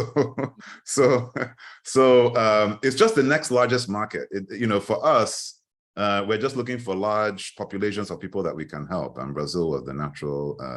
Now, of course, Brazil is a very different country. It's much more, how do you call it? It's a bit more structured than Nigeria, much more competition. Other startups are very well funded and all that, but we felt we have, and we do. In fact, we just launched with one of their PSBs last week in Brazil, one of the big PSBs there. You know, we serve a particular niche of these, you know, very, very small SMEs, which Brazil has the same problem of funding them. So, you know, there was a market in Brazil and we decided to go for it. That's really, all right. Okay. Someone asked a question in the Q&A box again that says, can we have access to their system, which is your system, I guess, for use in the hackathon? I think that will be between you and Aitwas to determine. Well, we're not quite ready, to be honest. We're not quite ready, and you know, we just need to, you know, for this type of system, you know, there are many things that we need to consider. For example, the customer has to consent because of the data privacy regulations for you to access their information. So even if you're going to use our system, you have to have a way to get the customer to agree that you, as a different company, can actually access that information, right? So let's say the telcos or the banks or InterSwitch, they have ways that they put it in their apps and all that, you know, but we have to be very, very careful, you know, who we allow to get access to information. That's something that we're working on right now, is to come up with processes where we are very assured that the customer has really given consent for access to that information, you know. Right now, most of the companies we serve are really, really large companies with large engineering teams that can do the integrations and all that. We're not so set up for smaller companies or smaller startups to use our system yet, but we're hoping to get there in the next, like, maybe 1 year. All right. Another question from me. You used the example of the fish seller in Oshodi as a typical, you know, frontier person in the financial inclusion outreach, as it were. But apart from that profile, what other sectors do your customers come from? Do you have that information? So our guys can look at what they're building and say, okay, maybe I should face this sector. Are they in agriculture, what do they do? So, to get the largest access to the populations, both in Brazil and Nigeria, we focused on the telcos to begin with because they just have so many, customers. Yeah. Then we moved from the telcos to the payment gateways who are serving small merchants, like your, I don't know, let's say your smallchops.ng or those types of, players, so that we can also provide them working capital. So while we do serve the fish sellers, we're now starting to serve let's say the neighborhood bar who is looking for 100K or 300K to grow their business and has proven revenue, which we can see by the payments that InterSwitch is doing for them on a daily, or Flutterwave or Paystack is doing for them on a daily basis, those kinds of things. So that information, again, is something that we're trying to gather and somehow make available to other startups who wants to learn. Because the reality is that as big as the banks are, they cannot lend to everybody. They don't have enough capital. You need to enable the general sector, smaller banks, smaller players, to lend to different communities, agriculture, whatever. And they need this type of information and infrastructure. It just takes time to, we've been testing it for 5 years. In the beginning, we used our own money and we lost money. Let me just tell you, when I say we lost money. So it took time to learn how to really learn how to collect, what the amounts, the interest rates, all those types of things you need to really learn over time. And every experiment takes you 6 months because you give the money to somebody, you need to wait for some time to see if they're going to pay back. When they pay or pay them back, you now change and do something else. And it just takes a long time to learn. So we've spent the energy and the time and money to learn, and we're hoping to try and get that information to people, but it may be some time before it's really available to the general public. So it's only now that we're starting to work with companies in the health sector, doing loans for surgeries or hospital bills, or in the agriculture sector, doing loans for farming, or in the transportation sector, doing loans to buy Okada, those types of things. It's just something that we're just now getting into after doing this for 5 years. All right. Okay. We've got another question.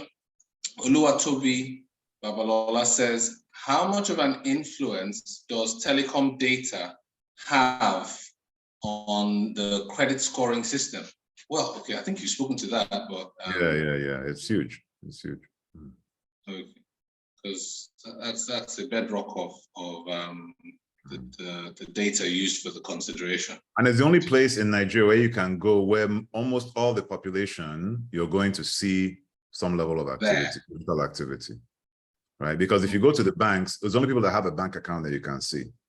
If you go to the switches, it's only people that are more sophisticated that have access to switch or that are using the switch somehow they can see. So it's really, and even all these lending apps, they only serve smartphones. If you have a Tokumbo phone, again, nothing for you.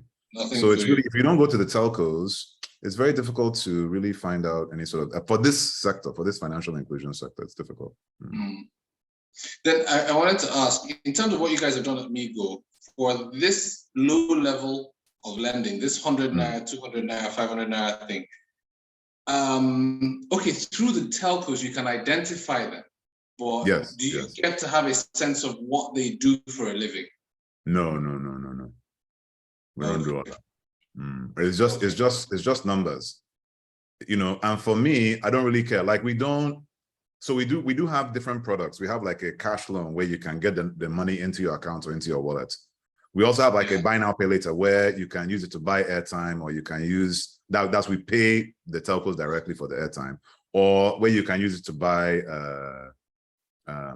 let's say, pay for something, like you want to order some food and, the system will pay for the food for you and then you owe, the bank. So we don't support things like betting. There's some other categories which we will not allow to give. If we know that's what you're trying to use it for, we won't allow you to do that. But by and large, if you're taking a cash loan, it's, I give you 100 naira. What's the likelihood I'm going to get the 100 naira back, or the bank that's lending is going to get the 100 naira back? That's how we look at it. It's all statistical. All right. Okay. I think our people, I don't see any more hands up. And I don't see any more questions from our guys. So guys, this is me signing the warning bell that your time is running out to engage Dr. Walker. And if you guys miss out on this opportunity, you have yourselves to blame. Because You will now be on your own. This is our last information sharing session before you go into design. So please use this opportunity. A few minutes are still left on the clock before we wrap up. So please take a moment, quickly put in your question. Let's get an answer for you, and then you can run on. And as usual, this session is recorded, so you can rewatch it later and get insights from what Dr. Walker shared. So please ask your question now, or forever be silent, because we won't be able to go and put the question to him after he's left here today. We've already, we're enjoying our good graces with him that he was able to be with us today. So please. So in wrapping up, I'll just say thank you so much for. Sorry, Aitwas? There's a hand up. Our hero. I don't see these people. Who put their hand up? Who put your hand up? I don't see. Are we sure? It's our hero venture. Awal. It didn't pop up on my side. Okay, sorry. Awal, please let me see. We need to allow Awal to speak, guys. I don't have the power to give him to unmute his mic. Awal. Hello, can we give him the power to unmute?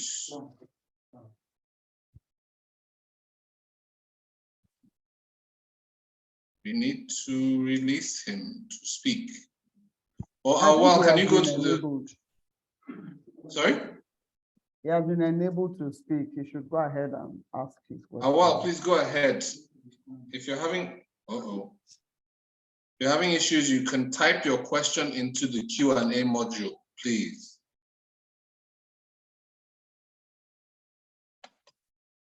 Where is Awal?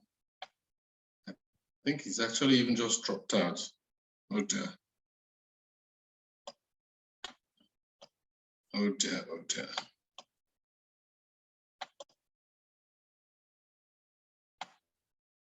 Okay, I think he might have dropped out of the meeting. I think the network might be bad where he is at. That's very unfortunate, but I don't know. Okay, Can everyone let me hear me? ask a question. Sorry? Let me ask a question. Okay, sure, go ahead. Yeah, so Dr. Ikechi, I don't know what your thoughts are. For the contestant building a solution that would guide the banks in terms of alternative collateral options, right? They are supposed to come up with an application at the final stage based on GIZ requirements. How do you think they should go about it?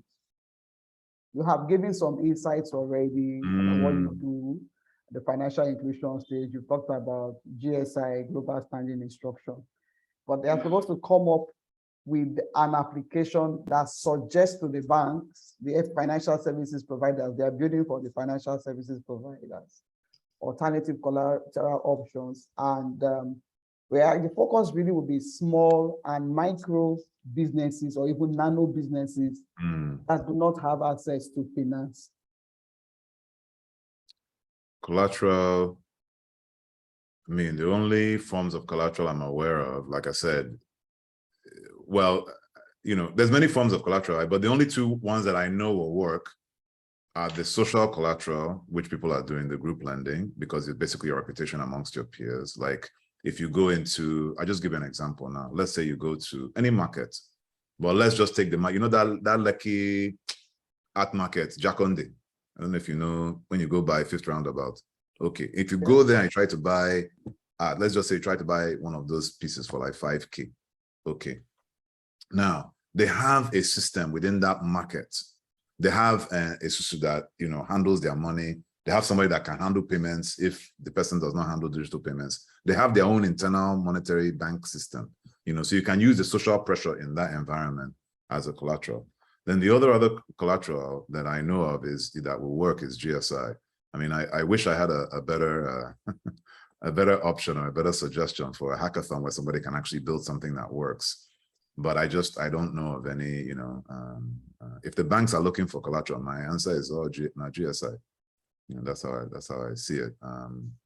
And I am for this particular exercise, I'm not sure that I can think of something that will work well for this sector. You know, for a bigger sector, people have cars, like, you know, the microfinance bank, no matter you bring your car, sometimes they make you park your car in the back of the microfinance bank, you hand over your papers and you sign. So those types of things. But how many people have a car in Nigeria? You know, so it just, for this sector, I'm not sure. Yeah, that's all I can think of, to be honest. You know, I think if the banks are looking for something else, I'm not sure what to suggest. That's actually part of why I was thinking about that agile environment, you know, where there is this cloud around the person that they are in that holds them accountable, so to speak.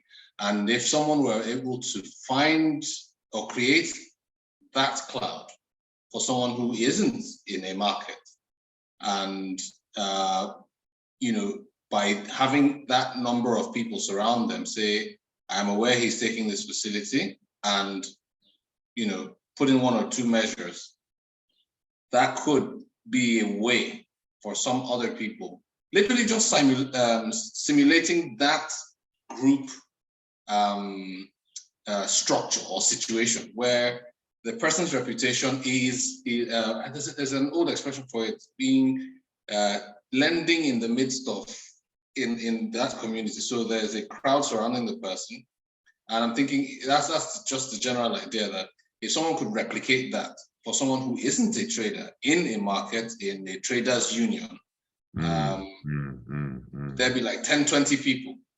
If you say you want to borrow from us, you want to get 2K, 3K, and you're ready to subscribe to the thing, give us those people's numbers, we'll get their BVNs, and then because they've all said they know you're taking this 2K or this 5K, and they're staking something maybe. And unfortunately, it sounds like I'm giving some people the idea for what to come up with. Well, that's what hit me, that if you could replicate what they have in the market, if you go to Bodija market, the fish sellers have one kind of, like a group, doing provision. They have their own small agile going, and so on, just like that. So if it were possible for people to be identified and then linked to a bunch of other people who have also been equally profiled and referenced, and they could, as a group, 20 people come together to say, we're staking our reputations for this guy. So not because we're in an agile or anything, but, you know, he needs it and we know that he needs it and we'll stand by him. So last, you can get it all from all of us. Check our history. Last, if he has any issues, divide the money by 20 and we'll sort it out. That kind of model. So that's what I was thinking of when I talked to the agile thing, that maybe they could find a way to take that further and replicate it somehow. Your thoughts? Yeah, I mean, if they can somehow take that model, but how do you codify that? That's the question. How do you digitize that? That's a challenge. That is $1 million question. That's why and I can share with you, as somebody who has been thinking about this thing for the last 6-7 years of my life, I've still not found a way to today to digitize that. Whoa. So okay, so but I will say that, you know, so you would need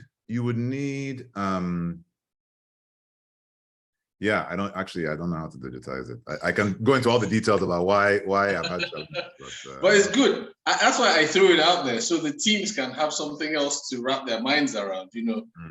So if they want to crack that nut, they are welcome to, because if they successfully crack it, you have Migo is waiting for you. So you go to Migo and say, guys, we figured it out. Let's see what we can do. So but yeah, really, I think it's to be a good one if someone could figure it out, that literally just recreate what they've got there, and you could multiply that across the entire country easily. Yeah, for sure. But let me also ask, for your current market, would you say you have are there more people to reach out to in the north or in the south of Nigeria? What's the market penetration been like for you across the 6 zones, as it were? I wouldn't say, obviously there's more people in this, more connected people in the South, but there are lots of people in the North. It's just a question of ability to pay, and so you tend to see that the repayments in the South are better than the North. Okay. But I think it's just related to level of poverty. I don't think it's anything intrinsic to South or North. I just think you have sections of the North that are maybe a bit poorer than sections of the South. I don't know. This is just what I'm seeing on the data, Okay, quick question. One of the things that we're challenging our teams about is removing barriers to entry to financial services, particularly in the North. And one of the biggest challenges is language. So is the service available in multiple languages presently? No, everything we do is it's not language based. So if so you might be able to reach more people if you had language. We never really took the time to do language adaptations, Okay. But it would be a good one to do. So but think about that, okay. Everybody says you should do language adaptations, but if you translate our technical solution into Igbo, for example, how many people can read and write Igbo that cannot read and write English? Good point. So this language thing is sort of, it's sometimes not all it's hyped up to be. Well, I just think the reason I'm giving all these examples, I've seen lots of people talking about lending in Nigeria. Okay. And I feel a lot of the discussions are academic, not all, but they're I don't mean the discussions because everybody's trying to learn how to do it. I mean, some people have presented themselves as knowledgeable on how to lend. And I'm just sharing examples of my own experience being on ground, trying to lend money. And lending is easy. You can go on the corner and give 100 naira. You will lend to everybody in the streets. It's collecting that's the problem. That's the issue. Lending is not the problem, it's collection. So how can you collect that money back so that you can sustain your business and give money to more people? That's really what it is. And my experience in Nigeria is that is a very difficult thing to do. And so, I'm just, sharing my own personal experience in the business. And we truly appreciate that because it's like you said, it's very easy to project, to have pundits put out theories out there. Oh yeah, do this. If you do this, if you translate it into all the 3 major languages, you're going to hit more people and everything. But it's a different thing to actually enter the market and put something out there and see how people really take it up. So we truly, truly appreciate your being in here to tell us what the realities are. And this is something that, guys, again, speaking to our teams, you are building for reality. So, they say stuff about the whole market and the addressable market and so on and so forth. There is a need to move from theory to reality. ITWAS, as mentioned earlier, guys, please sound out actual MSMEs and nano SMEs, nano MEs, as we would call them, with your ideas before you go and build out your lean canvas on it, please. Talk to real people. I don't know if Awal is able to unmute. Awal, if you can unmute, please unmute and ask your question. Okay, I'll mute myself. Awesome. And my question is, to me, when we are talking about the lending, as I was not going to lend people, my solution was not going to lend people money, but actually help them solve it in terms of their waste. So what I try to say is that when you are not trying to give some people to lend them money directly, but you can actually help them save money so that all the waste they have. Like example, you have a housewife who has many waste in her house. So instead of she throwing it out, there is a way since that waste can be used and recycle and make other products. So we will help her collect that waste, and at the same time, we will pay her for it. So that was the solution. So we are thinking of creating, maybe when she gives us a waste, we give her a token, which she could use to cash out money. So You see, it's not lending or lending her, but we're actually helping her to save the money, to save something from the waste she is throwing away before. So what I'm trying to understand is that how will I put that together to be able to make it maybe I can learn her too and I can help her save money? That's my question. If you get what I'm saying. Well, I think if I understand what you're saying, I think that's a different product from, providing credit. There are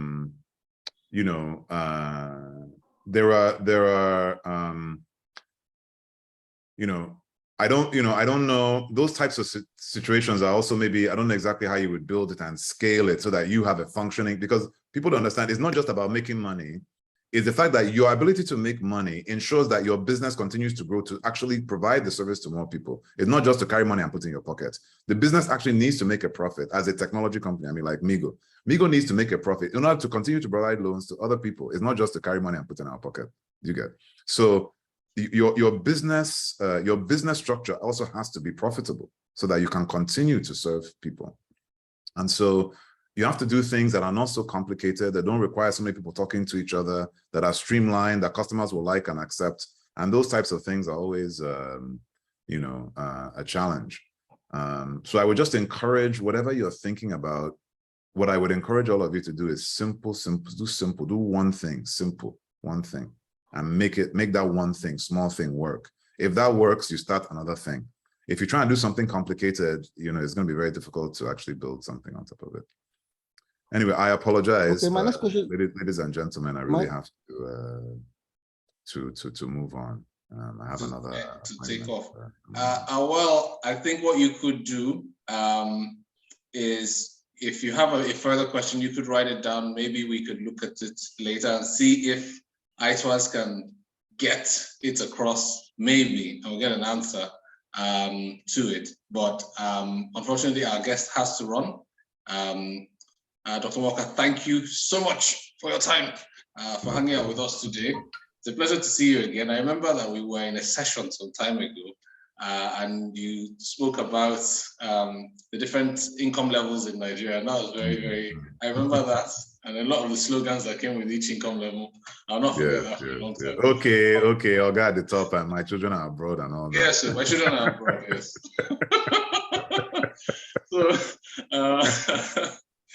So thank you again for being with us today. It's always a pleasure. It's been an honor having you.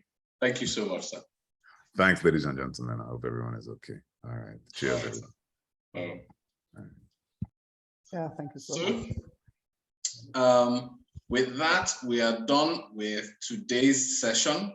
Again, the recordings and slides will be available to you to review as you work on your material. Please, if you have other questions, ask them. Ask questions, get details from the FSI team so that you can put together something that will be acceptable, that will clear the bar very, very well. I encourage you to key into the WhatsApp group, use the opportunity to ask all the questions about your material before you put it together.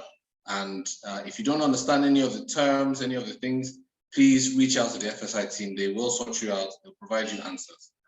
It has been fun hanging out with us today. Look forward to the next phases and stages of the competition. I wish you all the best of luck. At this time, I'll hand the floor back over to the FSI team in case there's any last-minute announcements or notifications for all the teams.